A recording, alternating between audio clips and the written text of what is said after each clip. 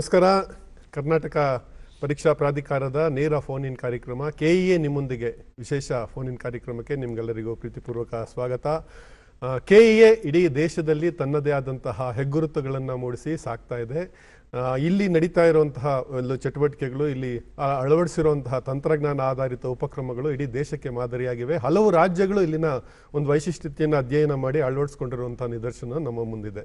ಈಗ ಕೆಇಎ ಮಾಡ್ತಾ ಇರುವಂತಹ ಬಹಳ ಪ್ರಮುಖವಾದ ಒಂದು ವಿಶೇಷವಾದ ಒಂದು ಪ್ರಕ್ರಿಯೆ ಅಂತಂದರೆ ಸಾಮಾನ್ಯ ಪ್ರವೇಶ ಪರೀಕ್ಷೆಯ ಈ ಕೌನ್ಸಿಲಿಂಗ್ ಪ್ರಕ್ರಿಯೆ ನಡೆಸುವಂಥದ್ದು. ಇದು ಬಹಳ ದೊಡ್ಡ ಸವಾಲಿನ ಕೆಲಸ. ಈ ಸವಾಲಿನ ಕೆಲಸವನ್ನು ಅತ್ಯಂತ ಸಮರ್ಥವಾಗಿ, ರಚನಾತ್ಮಕವಾಗಿ, ಅತ್ಯಂತ ಪರಿಣಾಮಕಾರಿಯಾಗಿ ಕೆಇಎ ಮಾಡ್ತಾ ಇದೆ.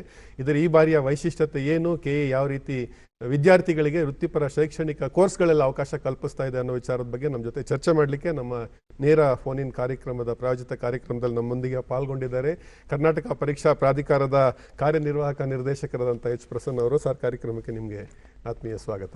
ನಮಸ್ಕಾರ.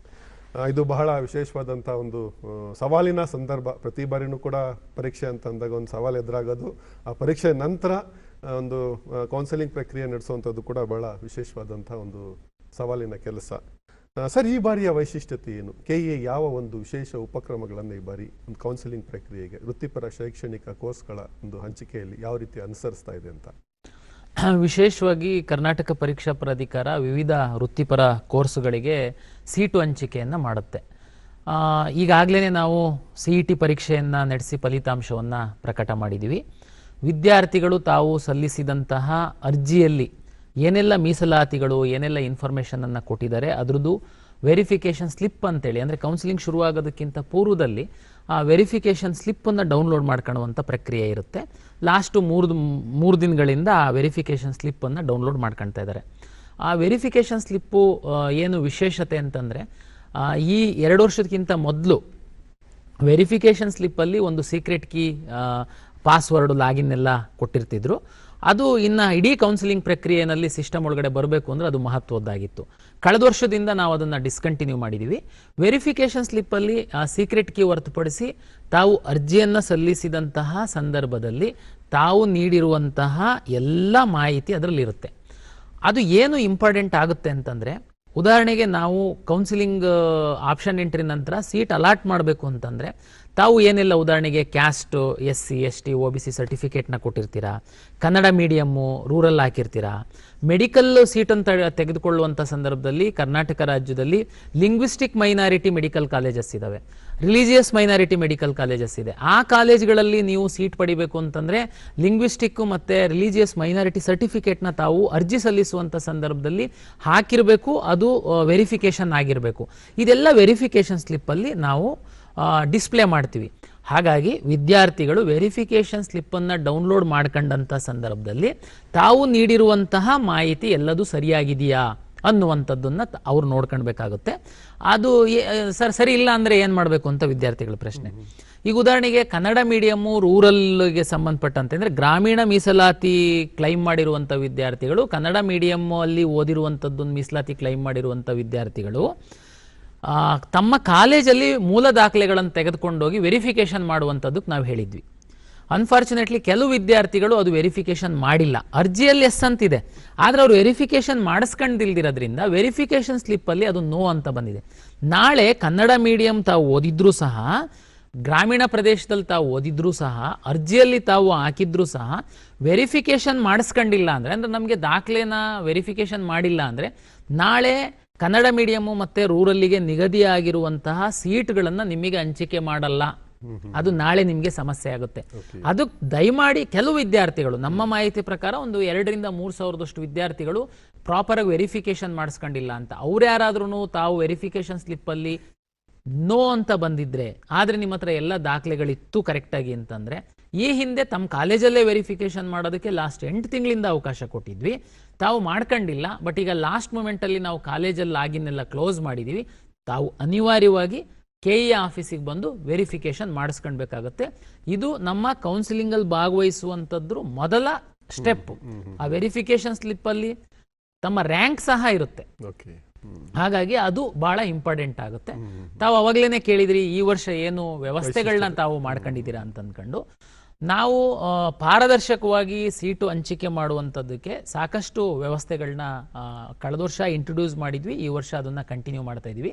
ಏನಪ್ಪ ಅದು ಪಾರದರ್ಶಕ ವ್ಯವಸ್ಥೆ ಅಂತಂದರೆ, ನಾನು ಹಿಂದೆ ಹೇಳಿದ್ನಲ್ಲ, ಸೀಕ್ರೆಟ್ ಕೀ, ಲಾಗಿನ್ ಪಾಸ್ವರ್ಡ್ನ ವೆರಿಫಿಕೇಶನ್ ಸ್ಲಿಪ್ಪಲ್ಲಿ ಕೊಟ್ಬಿಡ್ತಿದ್ವಿ, ಅದನ್ನು ಅವರು ಬೇರೆಯವ್ರಿಗೆ ಕೊಟ್ಬಿಟ್ಟು ಮಿಸ್ಯೂಸ್ ಆಗ್ತಿತ್ತು. ಅದಕ್ಕೆ ನಾವು ಕಳೆದ ವರ್ಷದಿಂದ ಈ ಬಾರಿ ಸಹ ಅದನ್ನು ಮುಂದುವರಿಸಿದ್ದೀವಿ. ತಾವು ರಿಜಿಸ್ಟರ್ ಮಾಡಿರುವಂಥ ಮೊಬೈಲಿಗೆ ಪ್ರತಿ ಸಾರಿ ತಾವು ಲಾಗಿನ್ ಆಗಬೇಕು ಅಂದರೆ OTP ಹೋಗುತ್ತೆ. ಜೊತೆಗೆ ತಾವು ಫೇಸನ್ನು ನಮ್ಮ ವೆಬ್ ಕ್ಯಾಮಲ್ಲಿ ತೋರಿಸಿದ್ರೆ ಫೇಶಿಯಲ್ ರೆಕಗ್ನೈಸೇಷನ್ ಆಧಾರದ ಮೇಲೆ ಯಾವ ಫೇಸು ನೀವು ಅಪ್ಲಿಕೇಶನ್ ಹಾಕುವಂಥ ಸಂದರ್ಭದಲ್ಲಿ ಒಂದು ಫೋಟೋ ಅಪ್ಲೋಡ್ ಮಾಡಿದ್ದೀರಾ, ಅದು ಮತ್ತೆ ಈಗ ತಾವು ಲಾಗಿನ್ ಆಗ್ತಾ ಇರೋದು ಇಬ್ಬರು ಒಬ್ಬರೇನಾ ಅನ್ನುವಂಥದ್ದನ್ನು ಚೆಕ್ ಮಾಡಿ ನಮ್ದು option entry login portal open ಆಗುತ್ತೆ. ಇದು ಬಹಳ ತಂತ್ರಜ್ಞಾನವನ್ನ ಬಳಸಿ ಈ ಅಕ್ರಮಗಳನ್ನ ತಡೆಗಟ್ಟುವಂಥದ್ದಕ್ಕೆ KEA ಅವರು ನಾವು ನೂತನವಾಗಿ ವ್ಯವಸ್ಥೆಯನ್ನ ನಾವು ಪಾರದರ್ಶಕವಾಗಿ ಬಹಳ ರಚನಾತ್ಮಕವಾಗಿ ವ್ಯವಸ್ಥಿತವಾಗಿ ಒಂದು ಮೊದಲ ಹೆಜ್ಜೆ ಇದು ನೀವು ಇಟ್ಟಿರುವಂತದ್ದು ಅಂತ. ಎಸ್ ಸರ್, ಈಗ ಪ್ರತಿ ಬಾರಿನೂ ಕೂಡ ಕಂಬೈನ್ಡ್ ಒಂದು ಕೌನ್ಸಿಲಿಂಗ್ ಆಗ್ತಾ ಇತ್ತು. ಈ ಬಾರಿ ಒಂದು ವಿಶಿಷ್ಟವಾದ ಪರಿಸ್ಥಿತಿ ನಿರ್ಮಾಣ ಆಗಿದೆ. ಇದು ವಿದ್ಯಾರ್ಥಿಗಳಲ್ಲೂ ಪೋಷಕರಲ್ಲೂ ಒಂದು ರೀತಿ ಆತಂಕ, ಕಳವಳ ಇರುವಂಥದ್ದು ಸಹಜ. ಸೊ ಈ ಒಂದು ಕಂಬೈನ್ಡ್ ಈ ಒಂದು ಪರಿಸ್ಥಿತಿಯಿಂದ ಈ ಬಾರಿ ವಿಶೇಷವಾದ ಒಂದು ಹಂತದಲ್ಲಿದ್ದೇವೆ. ಏನ್ ಸರ್, ಏನು ಉಪಕ್ರಮಗಳು ಕೈಗೊಂಡಿದ್ದೀರಾ ಅಂತ? ಇಡೀ ದೇಶದಲ್ಲೇನೆ ಕರ್ನಾಟಕ ರಾಜ್ಯ ಕೌನ್ಸಿಲಿಂಗ್ ವ್ಯವಸ್ಥೆನಲ್ಲಿ ಫೇಮಸ್. ಅಂದ್ರೆ ಬೇರೆ ಈಗ ಉದಾಹರಣೆಗೆ ಅಕ್ಕಪಕ್ಕದ ರಾಜ್ಯಗಳು ತಗೊಂಡ್ರೆ ಅವರು ಇಂಜಿನಿಯರಿಂಗ್ ಸಪರೇಟ್ ಕೌನ್ಸಿಲಿಂಗ್ ಮಾಡ್ತಾರೆ, ಮೆಡಿಕಲ್ ಬೇರೆ, ಫಾರ್ಮ್ ಸೈನ್ಸ್ ಎಲ್ಲ. ಏನಾಗುತ್ತೆ, ವಿದ್ಯಾರ್ಥಿಗಳು ಅಲ್ಲಿ ನಾನು ಹೀಗೇನೆ ಮಹಾರಾಷ್ಟ್ರದ್ದು ಒಂದು ಟೀಮ್ ನಮ್ಮಲ್ಲಿ ಸ್ಟಡಿ ಮಾಡೋದಕ್ಕೆ ಬಂದಾಗ ಸೀನಿಯರ್ ಅಧಿಕಾರಿಗಳ ಹತ್ರ ಚರ್ಚೆ ಮಾಡ್ತಾ ಇದ್ದೆ. ನೀವು ಫಸ್ಟ್ ಇಂಜಿನಿಯರಿಂಗ್ ಮಾಡ್ತೀರಾ, ಅಲ್ಲಿ ತಗೊಳ್ತಾರೆ, ಆಮೇಲೆ ಮೆಡಿಕಲ್ ಶುರುವಾಗುತ್ತೆ, ಬಿಟ್ಟು ಹೋಗ್ತಾರೆ, ಏನು ಮಾಡ್ತಾರೆ, ನಾವೇನು ಮಾಡ್ಲಿಕ್ಕಾಗಲ್ಲ ಅಂತ ಅಷ್ಟು ಸಿಂಪಲ್ ಆನ್ಸರ್ ಆಗಿ, ಅಂದರೆ ಆ ಥರದ್ದು ವ್ಯವಸ್ಥೆ. ಬಟ್ ಆದರೆ ಕರ್ನಾಟಕದಲ್ಲಿ ಎಷ್ಟು ಬ್ಯೂಟಿಫುಲ್ ಆಗಿ ಡಿಸೈನ್ ಮಾಡಿದ್ದಾರೆ ನಮ್ಮ ಹಿಂದಿನ ಅಧಿಕಾರಿಗಳು, ಸರ್ಕಾರ ಅಂತಂದರೆ medical, dental, AYUSH, engineering, farm science, veterinary science, D pharma, B pharma ಎಲ್ಲ. ಬಟ್ ನೀಟ್ ಎಕ್ಸಾಮ್ ಬಂದಾದ್ಮೇಲೆ ನೀಟ್ ರ್ಯಾಂಕ್ ಆಧರಿಸಿ ಮೆಡಿಕಲ್, ಡೆಂಟಲ್, ಆಯುಷನ್ ಅಲಾಟ್ ಮಾಡ್ತಾ ಇದ್ವಿ. ಉಳಿದಂಥ ಎಲ್ಲ ಕೋರ್ಸ್ಗಳಿಗೆ CET-ನ ರ್ಯಾಂಕ್ ಆಧರಿಸಿ ನಾವು ಅಲಾಟ್ ಮಾಡುವಂಥದ್ದು. ಈಗ ನಮ್ಮ ಕರ್ನಾಟಕದಲ್ಲಿ ಪೋಷಕರಿಗೆ ಫಸ್ಟ್ ಮೆಡಿಕಲ್ ನನ್ನ ಮಗ ಮಾಡಬೇಕು ಅಂತೇಳಿ ಆಸೆ ಇರುತ್ತೆ. ಮೆಡಿಕಲ್ ಸಿಕ್ಕಿಲ್ಲ ಅಂದರೆ ಡೆಂಟಲ್ಲು, ಇದೆರಡು ಸಿಕ್ಕಿಲ್ಲ ಅಂತಂದರೆ ಪ್ಲಾನ್ B ಅಂತ ನಾನು ಇಂಜಿನಿಯರಿಂಗ್ ಕಳಿಸ್ತೀನಿ. ಕೆಲವರು ಇಲ್ಲ ಮೆಡಿಕಲ್ಲು, ಅದು ಸಿಕ್ಕಿಲ್ಲ ಅಂದರೆ ವೆಟರ್ನರಿ ಕಳಿಸ್ತೀನಿ. ನಾವು ಬೇರೆ ಬೇರೆ ಸಂದರ್ಭದಲ್ಲಿ ಕೌನ್ಸಿಲಿಂಗ್ ಮಾಡೋದ್ರಿಂದ ಏನಾಗುತ್ತೆ, ಅಲ್ಲಿ ಸೇರ್ಬಿಟ್ಟು ನಂತರ ಇದನ್ನ ಮಾಡಿದಾಗ ಅದು ಬಿಟ್ಟು ಬರ್ತಾನೆ, ಆ ಸೀಟನ್ನು ಯಾರಿಗೆ ಕೊಡೋದು, ಅವಾಗ ತುಂಬಾ ಕೆಳಗಡೆ ಇರುವಂತವ್ರಿಗೆ ಕೊಡೋದು. ಹಾಗಾಗಿ ನಮ್ದು ಕಂಬೈನ್ಡ್ ಕೌನ್ಸಿಲಿಂಗ್ ನಾವು ಮಾಡ್ತಾ ಇದ್ವಿ, ತುಂಬಾ ಅದ್ಭುತವಾಗಿತ್ತು. ನೀಟ್ ರ್ಯಾಂಕ್ ಆಧರಿಸಿ 3 ಕೋರ್ಸು, CET ರ್ಯಾಂಕ್ ಆಧರಿಸಿ ಇತರೆ ಕೋರ್ಸು. ಒಬ್ಬ ವಿದ್ಯಾರ್ಥಿ ಆಪ್ಷನ್ ಎಂಟ್ರಿ ಮಾಡುವಂಥ ಸಂದರ್ಭದಲ್ಲಿ ಮೆಡಿಕಲ್ಲು ಎಷ್ಟು ಕಾಲೇಜು ಬೇಕು ಮಾಡ್ಬೋದು, ಡೆಂಟಲ್ ಎಷ್ಟು ಬೇಕು ಮಾಡ್ಬೋದು, ಕೊನೆಗೆ ಅದು ಎರಡು ಸಿಕ್ಕಿಲ್ಲ ಅಂದರೆ ನಾನು ಇಂಜಿನಿಯರಿಂಗು, ಅದು ಸಿಕ್ಕಿಲ್ಲ ಅಂದರೆ ವೆಟರ್ನರಿ, ಅದು ಸಿಕ್ಕಿಲ್ಲ ಫಾರ್ಮ್ಸ್, ಎಷ್ಟು ಆಪ್ಷನ್ನು ಎಷ್ಟು ಕಾಲೇಜಿಗೆ ಬೇಕಾದ್ರೂ ಆಪ್ಷನ್ ಎಂಟ್ರಿ ಮಾಡ್ಬೋದಾಗಿತ್ತು. ನಾವು ಅವರ ರ್ಯಾಂಕು ಮತ್ತು ಅವರು ಏನು ಪ್ರಿಯಾರಿಟಿ ಕೊಟ್ಟಿದ್ದಾರೆ, ಫಸ್ಟು, ಸೆಕೆಂಡು, ಥರ್ಡು, ಅದರ ಆಧಾರದ ಮೇಲೆ ಅವರಿಗೆ ಬೆಸ್ಟ್ 1 ಸೀಟನ್ನು ಅಲಾಟ್ ಮಾಡ್ತಾ ಇದ್ವಿ. ಈ ಸರಿ ನೀಟ್ ಎಕ್ಸಾಮ್ ಆಗೋದಕ್ಕೆ ಹೋಗಿ ನಮಗೆ ಆ ನೀಟ್ ರಿಸಲ್ಟ್ 21ಕ್ಕೆ ಎಕ್ಸಾಮ್ ಅಂದರೆ ಅದಾಗಿ 1 ತಿಂಗಳಿಗೆ ನಮಗೆ ರಿಸಲ್ಟ್ ಬರ್ಬೋದು. ಅದಾದ್ಮೇಲೆ ಮೆಡಿಕಲ್, ಡೆಂಟಲ್, ಆಯುಷ್ದು ಟೈಮ್ ಟೇಬಲ್ ಬರುತ್ತೆ. ಈಗ ನಾವು ಸರ್ಕಾರದ ಮಟ್ಟದಲ್ಲಿ ಈಗಾಗಲೇ ಇಂಜಿನಿಯರಿಂಗ್ ಉಳಿದಂಥ ಕೋರ್ಸ್ಗಳದ್ದು ಕೌನ್ಸಿಲಿಂಗ್ ಶುರು ಮಾಡೋದಕ್ಕೆ ನಾವು ಸಿದ್ಧರಾಗಿದ್ದೀವಿ. ಹಾಗಾಗಿ ಈ ಮೊದಲ ಬಾರಿಗೆ ನೀಟ್ ರ್ಯಾಂಕ್ ಆಧರಿಸಿ ಹಂಚಿಕೆ ಮಾಡುವಂಥದ್ದನ್ನ ಪ್ರತ್ಯೇಕವಾಗಿ, CET ರ್ಯಾಂಕ್ ಪ್ರತ್ಯೇಕವಾಗಿ ಮಾಡಬೇಕು ಅಂತ ತೀರ್ಮಾನ ಮಾಡಿದ್ದಾರೆ. ನಾನು ಪೋಷಕರು ವಿದ್ಯಾರ್ಥಿಗಳಿಗೆ ವಿನಂತಿ, ಪ್ರತ್ಯೇಕ ಅಂತಿದ್ದಂಗೆನೆ ನಾನು ಮೊದಲು ಬೇರೆ ರಾಜ್ಯದ ಉದಾಹರಣೆ ಕೊಟ್ಟಾಗ ಅನ್ಯಾಯ ಆಗ್ಬಿಡುತ್ತೆ ನಮಗೆ ಅಂತ ಭಾವಿಸಕ್ಕೆ ಹೋಗ್ಬೇಡಿ. ನಾವು ಪ್ರತ್ಯೇಕ ಮಾಡ್ತು ಅಂತಂದ್ರೂ ಸಹ ನಾವು ಅದೆರಡನ್ನು ಕ್ಲಬ್ ಮಾಡ್ತೀನಿ ಮುಂದಿನ ದಿನಗಳಲ್ಲಿ. ಉದಾಹರಣೆಗೆ ಹೇಗೆ ಅಂದರೆ, ಹಿಂದೆ ಸಹ ನಮ್ಮ ವಿದ್ಯಾರ್ಥಿಗಳು ಫಸ್ಟ್ ರೌಂಡಲ್ಲಿ ಸೀಟ್ ಅಲಾಟ್ಮೆಂಟ್ ಮಾಡಿದಾಗ ಅಡ್ಮಿಷನ್ ಆಗೋದು ಕಂಪಲ್ಸರಿ ಇರಲಿಲ್ಲ. ಅವರು ಸೆಕೆಂಡ್ ರೌಂಡಿಗೆ ಆ ಸೀಟನ್ನು ಹೋಲ್ಡ್ ಮಾಡಿ ಬರುವಂಥದ್ದಕ್ಕೆ ಅವಕಾಶ ಇತ್ತು. ಸೆಕೆಂಡ್ ರೌಂಡಲ್ಲಿ ಮೆಡಿಕಲ್, ಡೆಂಟಲ್ ಕಂಪಲ್ಸರಿ ಅಡ್ಮಿಷನ್ ಇತ್ತು, ಇಂಜಿನಿಯರಿಂಗ್ ಮತ್ತೆ ಥರ್ಡ್ ರೌಂಡಿಗೆ ಸಹ ಹೋಲ್ಡ್ ಮಾಡಿ ಬರ್ಬೋದಾಗಿತ್ತು. ಒಂದು ರೌಂಡ್ ಕೌನ್ಸಿಲಿಂಗ್ ಮಾಡೋದಕ್ಕೆ ಮಿನಿಮಮ್ 30 to 35 ಡೇಸ್ ನನಗೆ ಬೇಕಾಗುತ್ತೆ. ಉದಾಹರಣೆಗೆ ನಾನು ಮೆಡಿಕಲ್, ಡೆಂಟಲ್, ಆಯುಷನ್ ಬಿಟ್ಟು ನಾನು ಸೋಮವಾರ ನಾನು ಆಪ್ಷನ್ ಎಂಟ್ರಿ ಶುರು ಮಾಡಿದೆ ಅಂತಂದ್ರೂ ಇಮ್ಯಾಜಿನ್ ಮಾಡಿ ನೀವು, ನಮ್ದು 1 ರೌಂಡ್ ಮುಗಿದ ಅಡ್ಮಿಷನ್ ಆಗುವಂಥದ್ದಕ್ಕೇನೆ 1.5 ತಿಂಗಳಾಗುತ್ತೆ. ಮೆಡಿಕಲ್ಲಿಗೆ ಹೋಗುವಂತಹ ಒಬ್ಬ ವಿದ್ಯಾರ್ಥಿ ನಮ್ಮಲ್ಲಿ ಒಂದು ಪ್ರತಿಷ್ಠಿತ ಕಾಲೇಜಲ್ಲಿ ಇಂಜಿನಿಯರಿಂಗ್ ಸೀಟ್ ತಗೊಂಡಿದ್ದಾನೆ. ನಾನು ಅವನಿಗೆ ವಿನಂತಿ ಮಾಡುವಂಥದ್ದು, ನೀನು ನಮ್ಮಲ್ಲಿ ಸಿಕ್ಕಿದೆ ಅಂತಿದ್ದಂಗೆನೆ ಹೋಗಿ ಅಡ್ಮಿಷನ್ ಆಗಬೇಡ.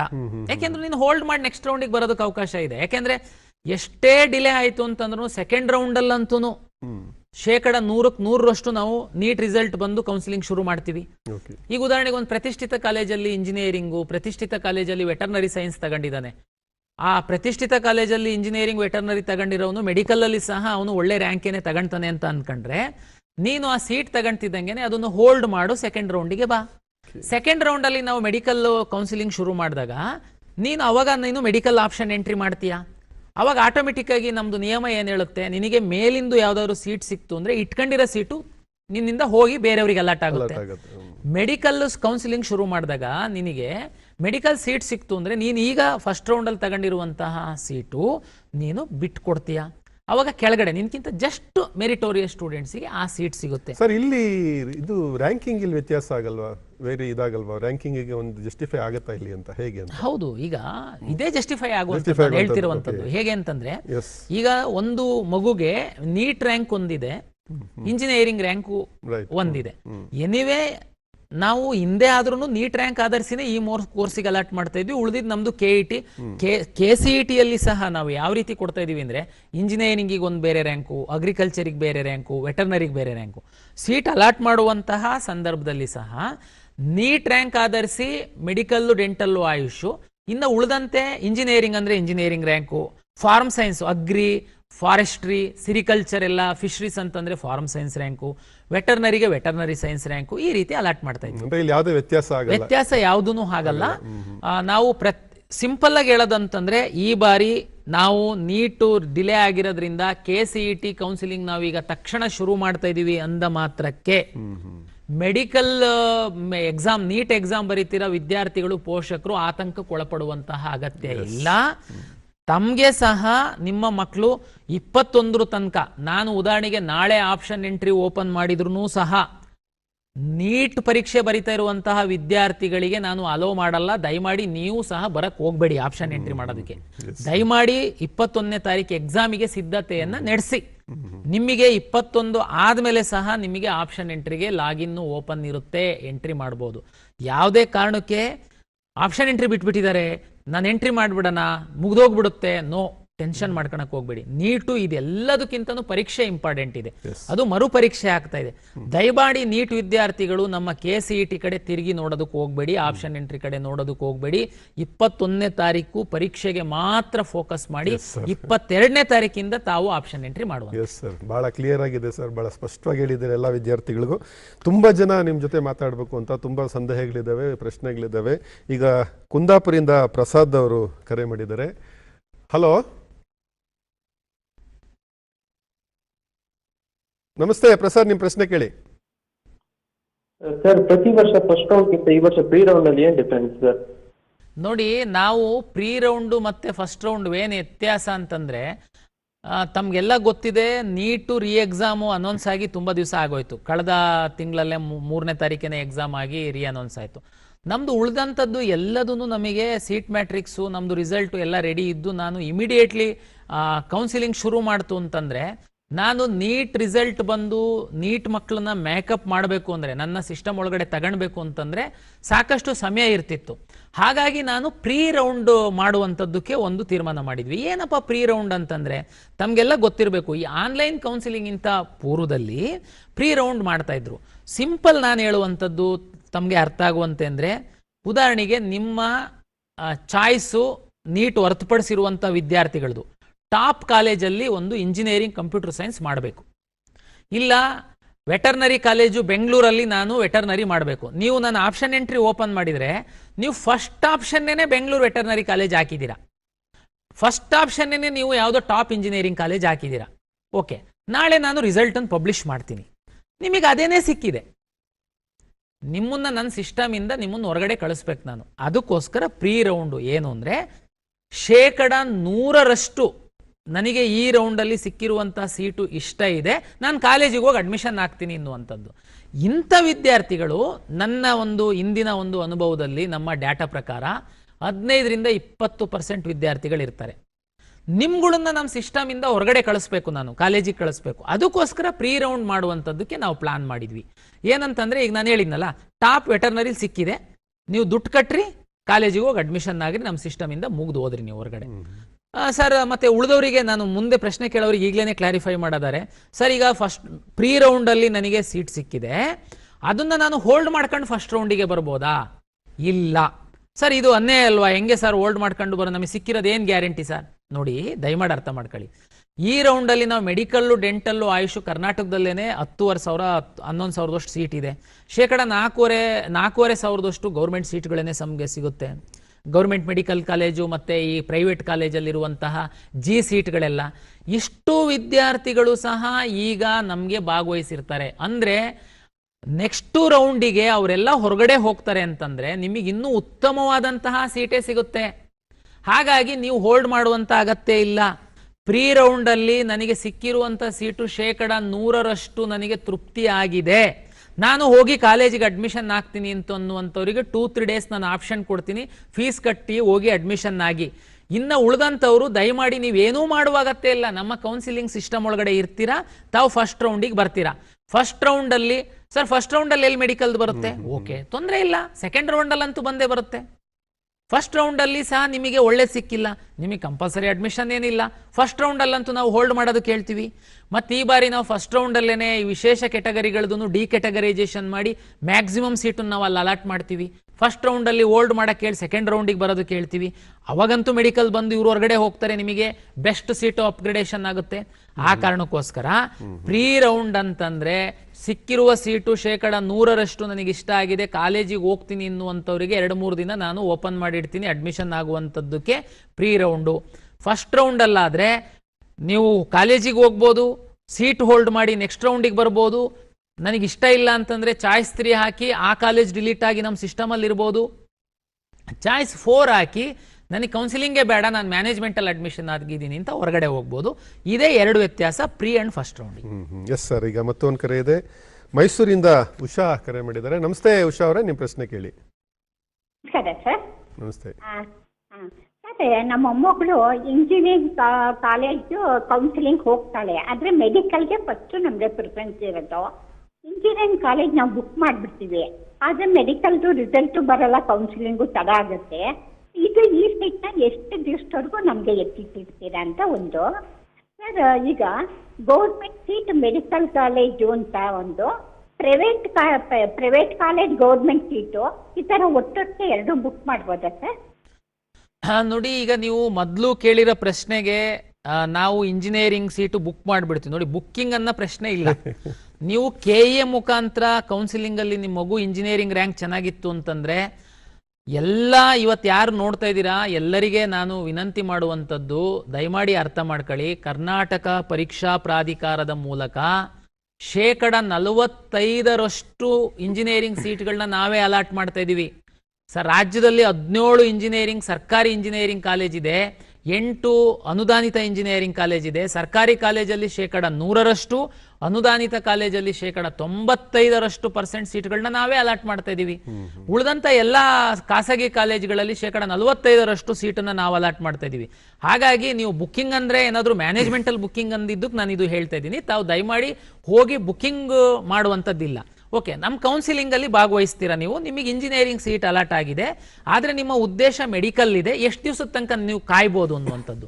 ನಾನು ಮೊದಲೇ ಹೇಳ್ದಂಗೆ ತಮಗೆ ಫಸ್ಟು ರೌಂಡಲ್ಲಿ ಮೆಡಿಕಲ್ಲು, ಡೆಂಟಲ್ಲು, ಆಯುಷ್ ಬರದೆ ನಾನು ಕೌನ್ಸಿಲಿಂಗ್ ಶುರು ಮಾಡಿದ್ದೀನಿ.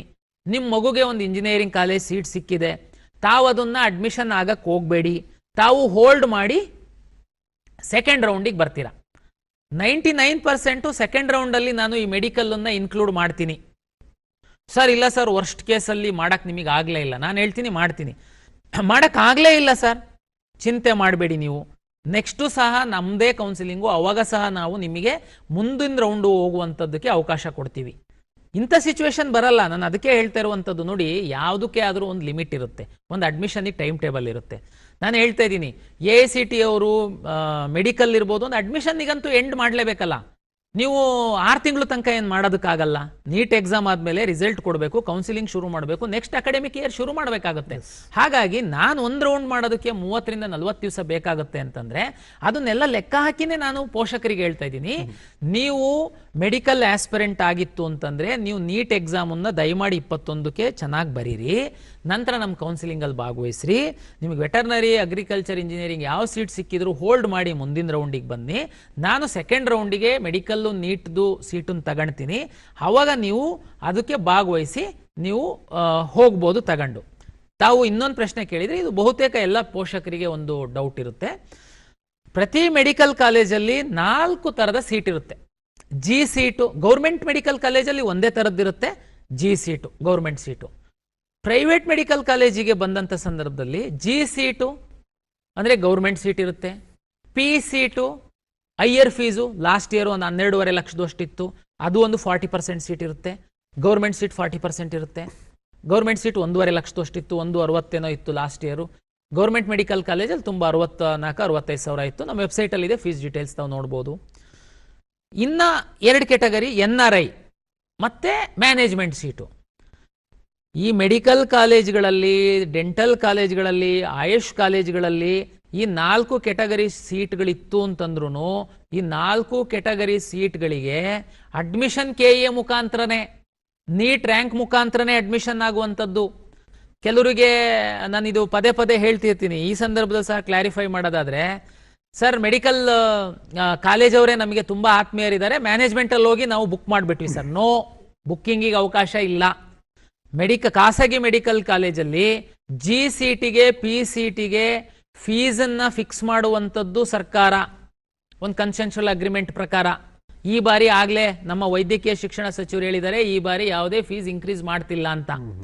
ಇನ್ನೆರಡು ಕೆಟಗರಿ ಬಂತಲ್ಲ, ಮ್ಯಾನೇಜ್ಮೆಂಟು ಮತ್ತು NRI. ಮ್ಯಾಕ್ಸಿಮಮ್ 45 ಲ್ಯಾಕ್ ತನಕ ಕಾಲೇಜವರಿಗೆ ಫಿಕ್ಸ್ ಮಾಡುವಂಥ ಅಧಿಕಾರ ಸರ್ಕಾರ ಕೊಟ್ಟಿದೆ. ಆದರೆ ಸೀಟ್ ಅಲಾಟ್ಮೆಂಟು ನೀಟ್ ರ್ಯಾಂಕ್ ಆಧರಿಸಿ KE ಮೂಲಕನೇ ಆಗಲೇಬೇಕು. ಸರ್, ಗೌರ್ಮೆಂಟ್ ಮೆಡಿಕಲ್ ಕಾಲೇಜ್ಗಳಲ್ಲಿ 15% MCC ಮೂಲಕ ಅಲಾಟ್ ಆಗುತ್ತೆ, 85% ನಮ್ಮ ಮುಖಾಂತರ. ಕರ್ನಾಟಕದಲ್ಲಿರುವಂತಹ ಖಾಸಗಿ ಮೆಡಿಕಲ್ ಕಾಲೇಜ್ಗಳೇನಿದೆ ಅದರಲ್ಲಿ 100% ನಮ್ಮ ಮುಖಾಂತರನೇ ಆಗುತ್ತೆ. ಮತ್ತೆ ಕರ್ನಾಟಕದಲ್ಲಿ ಕೆಲವು ಡೀಮ್ಡ್ ಮೆಡಿಕಲ್ ಕಾಲೇಜ್ಗಳಿದ್ದಾವೆ, ಅದನ್ನು ತಾವು ನೋಡ್ಬೋದು ವೆಬ್ಸೈಟಲ್ಲಿ ಯಾವ್ದ್ಯಾವುದು ಅಂತ. ಡೀಮ್ಡ್ ಮೆಡಿಕಲ್ ಕಾಲೇಜಲ್ಲಿ ಮಾತ್ರ ಕೆಲವು ಕಾಲೇಜವರು ಕೆಲವು ಸೀಟ್ಗಳು ಒಂದು ಸಣ್ಣ ನಂಬರ್ ಸೀಟನ್ನ ನಮಗೆ ಕೊಟ್ಟಿದ್ದಾರೆ, ಉಳಿದಿದ್ದೆಲ್ಲ MCC ಮೂಲಕ ಆಗುತ್ತೆ. ಎಸ್ ಸರ್, ತುಂಬಾ ಜನ ನಿಮ್ ಜೊತೆ ಮಾತಾಡಬೇಕು ಅಂತ ಕರೆ ಮಾಡ್ತಾ ಇದ್ದಾರೆ ಸರ್. ಸೊ ತುಂಬಾ ಕಾಲ್ಸ್ ನಾವು ತಗೊಳಕ್ ಆಗ್ತಾ ಇಲ್ಲ. ಅನಿಲ್ ಕುಮಾರ್ ನಮ್ ಜೊತೆ ಇದ್ದಾರೆ ಕೋಲಾರದಿಂದ. ನಮಸ್ತೆ ಅನಿಲ್, ನಿಮ್ ಪ್ರಶ್ನೆ ಕೇಳಿ. ಸರ್ ನಮಸ್ತೆ. ಮಾತಾಡಿ ಸರ್. SNQ ಕೋಟಾ ಅಂತ ಇದೆಯಲ್ಲ, ಹೌದು, ಅದ್ರ ಬಗ್ಗೆ ಮಾಹಿತಿ ಬೇಕಾಗಿದೆ. ಅದು ಹೆಂಗ್ ಅಪ್ಲೈ ಮಾಡ್ಕೊಬೇಕು, ಹೆಂಗೆ ಅಲಾಟ್ ಮಾಡ್ತೀರಾ ಅಂತ, ವಾಟ್ ಇಸ್ ದ ಕ್ರೈಟೀರಿಯಾ? ನೋಡಿ, SNQ ಸೂಪರ್ ಮೆಮೊರಿ ಕೋಟಾ ಅಂತೇಳಿ AICT ಅವರು ಇಂಜಿನಿಯರಿಂಗ್ ಕಾಲೇಜ್ಗಳಲ್ಲಿ ಏನು ಕಂಪ್ಯೂಟರ್ ಸೈನ್ಸ್ ಬೇರೆ ಬೇರೆ ಬ್ರಾಂಚ್ ಇರುತ್ತೆ, AICT ಅವರು ಅವರಿಗೆ ಒಂದು ಇಂಟೇಕ್ ಅಂತ ಕೊಡ್ತಾರೆ. ಉದಾಹರಣೆಗೆ ಒಂದು 120, 300 ಈ ಥರ ಎಲ್ಲ ಇಂಟೇಕ್ ಕೊಟ್ಟಿರ್ತಾರೆ. ಅದ್ರ ಮೇಲೆ ಒಂದು 5% ಈ SNQ ಕೋಟಾ ಅಂತೇಳಿ ಸರ್ಕಾರದವರು ಸೀಟನ್ನು ನಮಗೆ ಕೊಡ್ತಾರೆ. ಉದ್ದೇಶ ಇಷ್ಟೇ, ಯಾರು ಇನ್ಕಮ್ಮಲ್ಲಿ ಸ್ವಲ್ಪ ಬಡವರು ಇರ್ತಾರೆ ಅವ್ರುಗಳಿಗೆ ಈ SNQ ಕೋಟಾದಲ್ಲಿ ಫೀ ರಿಯಾಯಿತಿ ಅಂದರೆ ಟ್ಯೂಷನ್ ಫೀ ರಿಯಾಯಿತಿ ಮೇಲೆ ಅಲಾಟ್ ಮಾಡುವಂಥದ್ದಕ್ಕೆ. ಇದು ಹೆಂಗೆ ಅಲಾಟ್ ಮಾಡ್ತೀರಾ ಅಂತಲೂ ನೀವು ಕೇಳಿದ್ರಿ. ಹೇಗೆ ಅಂತಂದರೆ, ನೀವು ಯಾರು ಗ್ರೂಪ್ಗಳನ್ನ claim ಮಾಡಿರ್ತೀರಾ, A, 2A, 2B, 3A, 3B, ತಾವು 8 ಲಕ್ಷಕ್ಕಿಂತ ಒಳಗಡೆ ಇರೋ ಇನ್ಕಮ್ ಅವ್ರು ಅಷ್ಟೇ ನೀವು ಇದನ್ನು ಕೊಟ್ಟಿರ್ತೀರಾ. ತಮ್ಮ ಇನ್ಕಮ್ಮು ಏನಿರುತ್ತೆ ನೀವು ಅಪ್ಲಿಕೇಶನ್ ಹಾಕುವಂತಹ ಸಂದರ್ಭದಲ್ಲಿ ನೀವು ಕೊಟ್ಟಿರ್ತೀರಾ. ನಿಮ್ಮ ಇನ್ಕಮ್ಮು ಮತ್ತು ನಿಮ್ಮ ರ್ಯಾಂಕು ಆಧರಿಸಿ ನಾವು ನಿಮಗೆ ಈ SNQ ಕೋಟಾದಡಿನಲ್ಲಿ ನಾವು ಸೀಟನ್ನು ಅಲಾಟ್ ಮಾಡ್ತೀವಿ. ಅದಕ್ಕೆ ಶುಲ್ಕ ವಿನಾಯಿತಿ ಸಹ ಇರುತ್ತೆ. ಇದು ತುಂಬಾ ಒಂದು ಬೆನಿಫಿಟ್ ಆಗುವಂಥದ್ದು ಬಡವ್ರ ಮಕ್ಕಳಿಗೆ, ಅಂದರೆ ಇನ್ಕಮ್ ಕಡಿಮೆ ಇರುವಂಥ ಮಕ್ಕಳಿಗೆ ಒಂದು AICT ಮತ್ತು ಸರ್ಕಾರ ಮಾಡಿರುವಂಥ ಒಂದು ಅವಕಾಶ, ಒಂದು ವಿಶೇಷ ಒಂದು ಸೌಲಭ್ಯ. ಎಸ್ ಸರ್, ಈಗ ಪರಶುರಾಮ್ ಮುದೋಳಿಂದ ಕರೆ ಮಾಡಿದ್ದಾರೆ. ನಮಸ್ತೆ ಪರಶುರಾಮ್, ನಿಮ್ಮ ಪ್ರಶ್ನೆ ಕೇಳಿ. ಸರ್ ನಮಸ್ತೆ. ಮಾತಾಡಿ ಮಾತಾಡಿ ಮಾತಾಡಿ. ಸರ್ ನಮ್ಮ ಹುಡುಗಿದ್ರಿ. ಹಲೋ, ಹೇಳಿ ಹೇಳಿ, ತುಂಬಾ ಜನ ಕಾಯ್ತಾ ಇದ್ದಾರೆ ಪರಶುರಾಮ್, ನಿಮ್ಮ ಪ್ರಶ್ನೆ ನೇರವಾಗಿ ಬನ್ನಿ. ಸರ್ ನಮ್ಮ ಪ್ರಶ್ನೆ ಏನಿದ್ರಿ ಸರ್, ನಮ್ಮ ಹುಡುಗಿಗೆ BSc ಅಗ್ರಿ ಮಾಡ್ಬೇಕಂತ ಮನಸ್ಸಿದ್ರಿ ಸರ್. ಅವಳಿಗೆ ಅಗ್ರಿ ಥಿಯರಿಯಲ್ಲಿ 1,10,10,405 ಬಂದಿದೆ ಸರ್. ಹ್ಮ್ ಆಮೇಲೆ ಪ್ರಾಕ್ಟಿಕಲಿ 8,709 ಬಂದಿದೆ ಓಕೆ ಸರ್. ಆಮೇಲೆ ಆಪ್ಷನ್ ಎಂಟ್ರಿಲಿ ನೀವು ಬೇಸಿ ಅಗ್ರಿನೂ ಹಾಕಿರಿ, ಆಮೇಲೆ ಇಂಜಿನಿಯರ್ ಹಾಕ್ರಿ, ಆಪ್ಷನ್ ಎಂಟ್ರಿ ಮಾಡ್ರಿ ಅಂತ ಹೇಳಿದ್ರಿ ಸರ್ ಎಲ್ಲದಕ್ಕೂ ಕೂಡ. ಇದ್ರಲ್ಲಿ ನಾವು ಮೇಲ್ಗಡೆ ಬೇಸಿ ಅಗ್ರಿ ಮಾಡ್ಬೇಕಾ ಅಥವಾ ಇಂಜಿನಿಯರಿಂಗ್ ಮಾಡ್ಬೇಕು ಆಪ್ಷನ್ ಎಂಟ್ರಿಯಲ್ಲಿ? ಅಗ್ರಿಕಲ್ಚರು ಕರ್ನಾಟಕದಲ್ಲಿ ವೆಟರ್ನರಿ ಮತ್ತು ಅಗ್ರಿಕಲ್ಚರಿಗೆ ಸಂಬಂಧಪಟ್ಟಂತೆ ಥಿಯರಿ ರ್ಯಾಂಕು ಮತ್ತು ಪ್ರಾಕ್ಟಿಕಲ್ ರ್ಯಾಂಕ್ ಅಂತ ನಾವು ಎರಡು ಕೊಡ್ತೀವಿ. ಯಾರು ರೈತರು ಮಕ್ಕಳಿರ್ತಾರೆ, ಯಾರು ಅರ್ಜಿ ಹಾಕುವಂಥ ಸಂದರ್ಭದಲ್ಲಿ ಕೃಷಿಕರು ಮಕ್ಕಳಿದ್ದಾರೆ, ಅವ್ರುಗಳಿಗೆ ಸೀಟು ರಿಸರ್ವೇಷನ್ ಇರುತ್ತೆ. ಅವ್ರಿಗೊಂದು ಪ್ರಾಕ್ಟಿಕಲ್ ಎಕ್ಸಾಮ್ ಸಹ ಮಾಡಿದ್ದಾರೆ, ಅದ್ರ ಮೇಲೆ ನಾವು ರ್ಯಾಂಕ್ ಕೊಟ್ಟಿದ್ದೀವಿ. ಅಗ್ರಿಕಲ್ಚರ್ ಕಾಲೇಜ್ಗಳು ಭಾಳ ಕಡಿಮೆ ಇದ್ದಾವೆ, ಸೀಟ್ ಸಹ ಕಡಿಮೆ ಇದೆ, ವೆಟರ್ನರಿ ಸಹ ಇನ್ನೂ ಕಡಿಮೆ ಇದೆ. ನಿಮ್ಮ ರ್ಯಾಂಕಿಗೆ ಅಗ್ರಿಕಲ್ಚರ್ ಸಿಗುತ್ತೆ ಸಿಗಲ್ವಾ ಅಂತ ನಾನು ಹೇಳೋದಕ್ಕಾಗಲ್ಲ ಈಗ. ಆದರೆ ನಿಮಗೆ ಎಲ್ಲ ಇವತ್ತು ಏನು ನೀವು ವಾಚ್ ಮಾಡ್ತಾ ಇದ್ದೀರಾ, ನಾನು ಪದೇ ಪದೇ ಹೇಳ್ತಾ ಇದ್ದೀನಿ, ಕರ್ನಾಟಕ ಪರೀಕ್ಷಾ ಪ್ರಾಧಿಕಾರದ ವೆಬ್ಸೈಟ್ ಅಂತ ಓಪನ್ ಮಾಡಿದರೆ ಅದರಲ್ಲಿ ಒಂದು ಚಾರ್ಟ್ ಬಾಟ್ ತಮಗೆ ಕಾಣುತ್ತೆ. ಅದರಲ್ಲಿ ತಾವು ಕಳೆದ ವರ್ಷದ್ದು ಕಾಲೇಜ್ ವಾರು, ಗ್ರೂಪ್ ವಾರು, ಉದಾ 2A 2B 3A SC ST, ಗ್ರಾಮೀಣ, ಕನ್ನಡ ಮೀಡಿಯಮ್ಮು, ಇದು ಎಲ್ಲದಕ್ಕೆ ಎಷ್ಟೆಷ್ಟು ರ್ಯಾಂಕಿಗೆ ಸಿಕ್ಕಿದೆ ಅನ್ನುವಂಥದ್ದು ಮಾಹಿತಿ ಇದೆ. ಈಗ ಕೇಳಿದ ಪೋಷಕರದೇ ಹೇಳೋದಾದ್ರೆ ನಿಮ್ದು 1,00,000ಕ್ಕಿಂತ ಜಾಸ್ತಿ ಅಗ್ರಿಕಲ್ಚರ್ ಥಿಯರಿ ರ್ಯಾಂಕ್ ಇದೆ. ಕಳೆದ ವರ್ಷ ಯಾವುದಾದ್ರೂ ಕಾಲೇಜಲ್ಲಿ ಅಗ್ರಿಕಲ್ಚರ್ 1,00,000ಕ್ಕಿಂತ ಜಾಸ್ತಿ ಇರೋರಿಗೆ ಸಿಕ್ಕಿದೆಯಾ? ಸಿಕ್ಕಿಲ್ಲ, ತಾವು ನೋಡ್ಕೊಳ್ಬೋದು. ಪ್ರಾಕ್ಟಿಕಲಲ್ಲಿ 8,000 ಇದೆ, ಸಾಧ್ಯತೆ ಇರುತ್ತೆ, ನೀವು ನೋಡ್ಕೊಳ್ಳಿ ಕಳೆದ ವರ್ಷ ಸಿಕ್ಕಿದೆ ಅಂತ. ಆಪ್ಷನ್ ಎಂಟ್ರಿ ಮಾಡೋದು ಹೇಳಿದ್ರಿ, ಅಗ್ರಿ ಮೊದಲು ಮಾಡಬೇಕಾ ನಾನು ಇಂಜಿನಿಯರಿಂಗ್ ಮೊದಲು ಮಾಡಬೇಕಾ ಅಂತ. ಇದು ಎಲ್ಲರಿಗೂ ಪೋಷಕರಿಗೆ ಹೇಳುವಂಥದ್ದು. ನಿಮಗೆ ಅಗ್ರಿಕಲ್ಚರು ಇಷ್ಟ ಇದೆ, ಅದು ಸಿಕ್ಕಿದ್ರೆ ನಿಮ್ಮದು ಫಸ್ಟು ಆದ್ಯತೆ, ದಯಮಾಡಿ ಮೇಲ್ಗಡೆ ಅಗ್ರಿಕಲ್ಚರ್ ಎಂಟ್ರಿ ಮಾಡಿ. ಅಗ್ರಿಕಲ್ಚರ್ ಸಿಕ್ಕಿಲ್ಲ ಅಂತಂದರೆ ಏನು ಮಾಡೋದಪ್ಪ ಸರ್? ಅದು ಸಿಕ್ಕಿಲ್ಲ ಅಂತಂದರೆ ನಾನು ಫಾರೆಸ್ಟ್ರಿ, ಓಕೆ ದಯಮಾಡಿ ಕೆಳಗಡೆ ಎಂಟ್ರಿ ಮಾಡಿ. ಸರ್ ಫಾರೆಸ್ಟ್ರು ಸಿಕ್ಕಿಲ್ಲ, ಅನಿವಾರ್ಯ ನಾನು ಇಂಜಿನಿಯರಿಂಗ್ ಕಳಿಸ್ತೀನಿ ಸರ್, ಓಕೆ ಸರ್ ಇಂಜಿನಿಯರಿಂಗಲ್ಲಿ ಟಾಪ್ ಕಾಲೇಜ್ ನಮಗೆ ಸಿಗುತ್ತೋ ಇಲ್ವೋ ಗೊತ್ತಿಲ್ಲ, ಕಳೆದ ವರ್ಷದ ರ್ಯಾಂಕ್ ನೋಡಿದರೆ ಸಿಕ್ಕಿಲ್ಲ, ಸ್ವಲ್ಪ ಬಾರ್ಡ್ರಲ್ಲಿದೆ, ಹಂಗಾಗಿ ಅದನ್ನು ನಾನು ಕೆಳಗಡೆಗೆ ಮಾಡ್ತೀನಿ, ಬೇರೆ ಹಂಗಲ್ಲ, ಸಿಗುತ್ತೋ ಬಿಡುತ್ತೋ ಗೊತ್ತಿಲ್ಲ, ನಿಮಗೆ ಟಾಪ್ ಇದೆ, ಟಾಪಲ್ಲೇ ಇರಬೇಕದು. ನಮ್ಮ ಕಂಪ್ಯೂಟರ್ ಹೆಂಗೆ ಅಲರ್ಟ್ ಮಾಡುತ್ತೆ, ನೀವು ಮೊದಲು ಎಂಟ್ರಿ ಮಾಡಿರೋದನ್ನ ನಿಮ್ಮದು ಮೊದಲು ಆದ್ಯತೆ, ನಿಮಗೆ ಇದು ಇಷ್ಟ ಇದೆ ಅನ್ನುವಂಥದ್ದು ನೋಡುವಂಥದ್ದು. ಅದು ನೋಡೋದು, ಅದು ಸಿಕ್ಕಿಲ್ಲ ಅಂದರೆ ಸೆಕೆಂಡು, ಅದು ಸಿಕ್ಕಿಲ್ಲ ಅಂದರೆ ತರ್ಡು. ಈ ರೀತಿ ಮಾಡೋದ್ರಿಂದ ನಿಮಗೆ ಯಾವುದು ಫೇವ್ರೇಟ್ ಇದೆ, ಯಾವುದು ಸಿಕ್ಕುತ್ತೆ, ನಾನು ಸಿಕ್ಕಿದ್ರೆ ಹೋಗಬೇಕು ಅಂತಿದ್ದೀರಾ, ಸಿಕ್ಕುತ್ತೆ ಅನ್ನುವಂಥದ್ದು ಇಂಪಾರ್ಟೆಂಟ್ ಅಲ್ಲ. ಅದನ್ನು ನೀವು ಕಳೆದ ವರ್ಷದ ರ್ಯಾಂಕ್ ಆಧಾರದ ಮೇಲೆ ತಾವು ಸ್ವಲ್ಪ ಸ್ಟಡಿ ಮಾಡಿ. ಬಟ್ ನಿಮಗೆ ಸಿಕ್ಕಿದ್ರೆ ಇದು ನನಗೆ ಖುಷಿ, ನಾನು ಕಲಿತೀನಿ ಅನ್ನುವಂಥದ್ದಿತ್ತು ಅಂದರೆ ದಯಮಾಡಿ ಅದನ್ನು ಮೇಲ್ಗಡೆ ಇಡಬೇಕು. ಅದು ಸಿಕ್ಕಿಲ್ಲ ಅಂದರೆ ಯಾವುದು ಅನ್ನೋದು ಅದ್ರ ಕೆಳಗಡೆ. ಈ ರೀತಿ ನೀವು ಆಪ್ಷನ್ ಎಂಟ್ರಿ ಮಾಡ್ತಾ ಹೋಗಬೇಕು. ಆಪ್ಷನ್ ಎಂಟ್ರಿ ಮಾಡೋದಕ್ಕೆ ಯಾವುದು ರಿಸ್ಟ್ರಿಕ್ಷನ್ಸ್ ಇಲ್ಲ. ನೀವು 1,000, 2,000, 3,000 ಬೇಕಾದರೂ ಆಪ್ಷನ್ ಎಂಟ್ರಿ ಮಾಡ್ಬೋದು. ಕಂಜೂಸ್ ಮಾಡೋದಕ್ಕೆ ಹೋಗಬೇಡಿ. ದಯಮಾಡಿ ತಾವು ಎಷ್ಟು ಆಪ್ಷನ್ ಎಂಟ್ರಿ ಮಾಡೋಕ್ಕೆ ಅವಕಾಶ ಇದೆ ದಯಮಾಡಿ ಮಾಡಿ. ಎಸ್ ಸರ್ ಈಗ KEA ಚಾಟ್ ಬಾಟ್ ಬಹಳ ತುಂಬಾ ಒಂದು 25 ಲಕ್ಷ ಕ್ವೈರಿಗೆ ಆನ್ಸರ್ ಮಾಡಿದೆ ಅಂತ ಹೇಳ್ತಾರೆ. ಒಂದು ಮೋಸ್ಟ್ಲಿ ಇಡೀ ದೇಶದಲ್ಲಿ ಇದೊಂದು ಬಹಳ ಒಂದು ಮಹತ್ವದ ಒಂದು ಬೆಳವಣಿಗೆ. ಈ ತರದ್ ಗೊಂದಲದವರಿಗೆ ಚಾಟ್ ಬಾಟ್ ಮಹತ್ವದ ಬಗ್ಗೆ ಒಂದು ಸಣ್ಣದಾಗಿ ಹೇಳೋದಾರೆ ಹೇಗೆ? ಖಂಡಿತ ಇದು ತುಂಬಾ ಪೋಷಕರು, ಮಕ್ಕಳು, ನನಗೂ ಪರಿಚಯ ಇರುವಂತವ್ರು, ತಮಗೂ ಬೇಕಾದ್ರೆ ಫೋನ್ ಮಾಡ್ಬೋದು ಹಿಂಗೆ ಕಾರ್ಯಕ್ರಮ ಮಾಡಿದ ಮೇಲೆ. ಏನಂತಂದ್ರೆ ಅವರು ತಂದೆ ತಾಯಿಗೆ ಮಕ್ಕಳಿಗೆ 1,00,000 ರ್ಯಾಂಕ್ ಇದೆ, 50,000 ರ್ಯಾಂಕ್ ಇದೆ, 10,000 ರ್ಯಾಂಕ್ ಇದೆ. ನೆಕ್ಸ್ಟ್ ಅವ್ರಿಗೆ ಡಾರ್ಕು.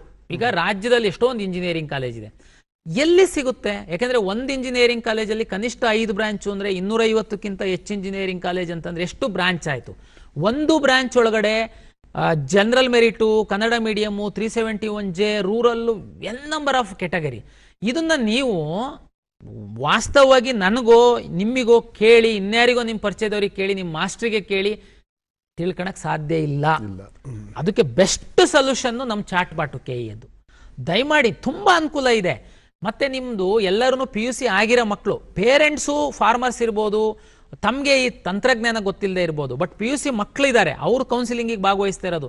ದಯಮಾಡಿ ಮಕ್ಕಳು ತಾವು ಇದನ್ನು ಅರ್ಥ ಮಾಡ್ಕೊಳ್ಬೇಕು. ಮೊಬೈಲಲ್ಲಿ ಬೇರೆ ಬೇರೆ ಸೋಷಿಯಲ್ ಮೀಡಿಯಾ ನೋಡೋದನ್ನು ಬಿಟ್ಟು ನಮ್ಮ KEA ವೆಬ್ಸೈಟಿಗೆ ಬಂದು ಚಾಟ್ ಬಾಟಲ್ಲಿ, ಉದಾಹರಣೆಗೆ ನಿಮ್ಮದು 50,000 ರ್ಯಾಂಕ್ ಇದೆ, ನೀವು ಇಂಜಿನಿಯರಿಂಗ್ ಮಾಡಬೇಕು ಕಂಪ್ಯೂಟರ್ ಸೈನ್ಸಲ್ಲಿ ಅಂತ ನಿಮ್ಮ ಆಸೆ ಇದೆ, ಇನ್ನೊಬ್ರದ್ದು ಯಾರ್ದು 5,000 ರ್ಯಾಂಕ್ ಇದೆ, ವೆಟರ್ನರಿನೇ ಮಾಡಬೇಕು ಅಂತ ನಿಮ್ದು ಆಸೆ ಇದೆ, ದಯಮಾಡಿ ಸಿಂಪಲ್, ಯಾರಿಗೆ ಕೇಳೋದಕ್ಕೆ ಹೋಗ್ಬೇಡಿ. ನೀವು ನಮ್ಮ ವೆಬ್ಸೈಟಿಗೆ ಬನ್ನಿ, ಚಾಟ್ ಬಾಟಲ್ಲಿ ಹೋಗಿ, ಏನು ನಾನೊಬ್ಬ ಪೇರೆಂಟ್ ಆಗಿ ನಿಮಗೆ, ಇಲ್ಲ ನಾನೊಬ್ಬ ಸ್ಟೂಡೆಂಟ್ ಆಗಿ ಏನು ಬರುತ್ತೆ, 5,000 ರ್ಯಾಂಕಿಗೆ ವೆಟರ್ನರಿ ಕರ್ನಾಟಕದಲ್ಲಿ ಎಷ್ಟು ಕಾಲೇಜ್ ಇದ್ದಾವೆ, ಉದಾಹರಣೆಗೆ ನಾನು 3B ಇದ್ದೀನಿ, ನನ್ನ 3Bಗೆ ಕಳೆದ ವರ್ಷ ಯಾವ ಕಾಲೇಜಲ್ಲಿ ಯಾವ ರೌಂಡಲ್ಲಿ ಸಿಕ್ಕಿರ್ಬೋದು, ರ್ಯಾಂಕ್ ವೈಸ್ ಕೇಳ್ಬೋದು, 3B ವೈಸ್ ಕೇಳ್ಬೋದು, ಕಾಲೇಜ್ ವೈಸ್ ಕೇಳ್ಬೋದು, ಪ್ರಶ್ನೆಗಳನ್ನು ಕೇಳಿ, ಆ ಚಾಟ್ ಪಾಟ್ ನಿಮಗೆ ಉತ್ತರ ಕೊಡುತ್ತೆ. 5,000 ರ್ಯಾಂಕಿಗೆ ಬೆಂಗಳೂರು ವೆಟರ್ನರಿ ಕಾಲೇಜಲ್ಲಿ ಸೆಕೆಂಡ್ ರೌಂಡಲ್ಲಿ ಎಷ್ಟಕ್ಕೆ ನಿಂತಿತ್ತು ಅಂತ ಹೇಳಿದ್ರೆ ಆ 3B ಒಳಗಡೆ 2,000ಕ್ಕೆ ನಿಂತಿತ್ತು. ಅದು ತೋರಿಸ್ಬಿಡುತ್ತೆ ನಿಮಗೆ ಗೊತ್ತಾ. ಇಲ್ಲ ಕಳೆದ ವರ್ಷ ವೆಟರ್ನರಿ ಕರ್ನಾಟಕದಲ್ಲಿರುವ ಎಲ್ಲ ಕಾಲೇಜುಗಳಲ್ಲಿ 3Bಗೆ ಏನೇನು ಕಟ್ ಆಫ್ ಇತ್ತು ಅಂತ ಕೇಳ್ಬಿಡಿ, ಪೂರ್ತಿ ಕೊಟ್ಬಿಡುತ್ತೆ. ಉದಾಹರಣೆಗೆ ಅದು ಇಡೀ 3 ರೌಂಡಲ್ಲಿ 5,000 ಕಟ್ ಆಫ್ ಆಗಿದೆ 3Bಗೆ, ನಿಮ್ದು 25,000 ಇದೆ ಈ ಸರಿ ವೆಟರ್ನರಿ ರ್ಯಾಂಕು. ಅರ್ಥ ಮಾಡ್ಕೊಳ್ಳಿ, ಈ ವರ್ಷ ಏನು ಸೀಟು ಜಾಸ್ತಿ ಮಾಡಿಲ್ಲ. ಸಿಗುತ್ತಾ ನಿಮಗೆ? ಸರ್ ಕಳೆದ ವರ್ಷದ್ದಲ್ಲ ಸರ್, ಈ ವರ್ಷ ಸಿಕ್ಬೋದು. ಹೆಂಗ್ ಸಿಗುತ್ತೆ ಹೇಳಿ ನೋಡಿ. ಸಣ್ಣ ಒಂದು 5% ಆ ಕಡೆ ಈ ಕಡೆ ಆಗ್ಬೋದು. 5,000ದಿಂದ 25,000ದಷ್ಟು ವ್ಯತ್ಯಾಸ ಆಗಲ್ಲ. ಅವಾಗ ನೀವು ಅದು ಆಸೆ ಬಿಡ್ಬೋದು ಅಂತ ನನ್ನ ನಿಮ್ಗೊಂದು ಸ್ಪಷ್ಟವಾದ ಒಂದು ಕಲ್ಪನೆ ಸಿಗುತ್ತೆ, ನಿಮ್ಗೊಂದು ನಿರ್ದೇಶನ, ನಿಮ್ಗೆ ಸೂಕ್ತ ಹಾದಿಲ್ ಸಾಕೋದಕ್ಕೆ ಇದಾಗತ್ತೆ ಅಂತ. ಈಗ ಅನ್ನಪೂರ್ಣ ಅವರು ಕರೆ ಮಾಡಿದ್ದಾರೆ. ಅನ್ನಪೂರ್ಣೆ, ನಮಸ್ತೆ ಅನ್ನಪೂರ್ಣೆ ಅವರೇ, ನಿಮ್ಮ ಪ್ರಶ್ನೆ ಕೇಳಿ. ಹಲೋ. ಹಲೋ. ಮಾತಾಡಿ ಅಮ್ಮ, ನಿಮ್ಮ ಪ್ರಶ್ನೆ ಕೇಳಿ. ಹಲೋ, ಮಾತಾಡಿ. Good evening sir. ಮಾತಾಡಿ ಹೇಳಿ.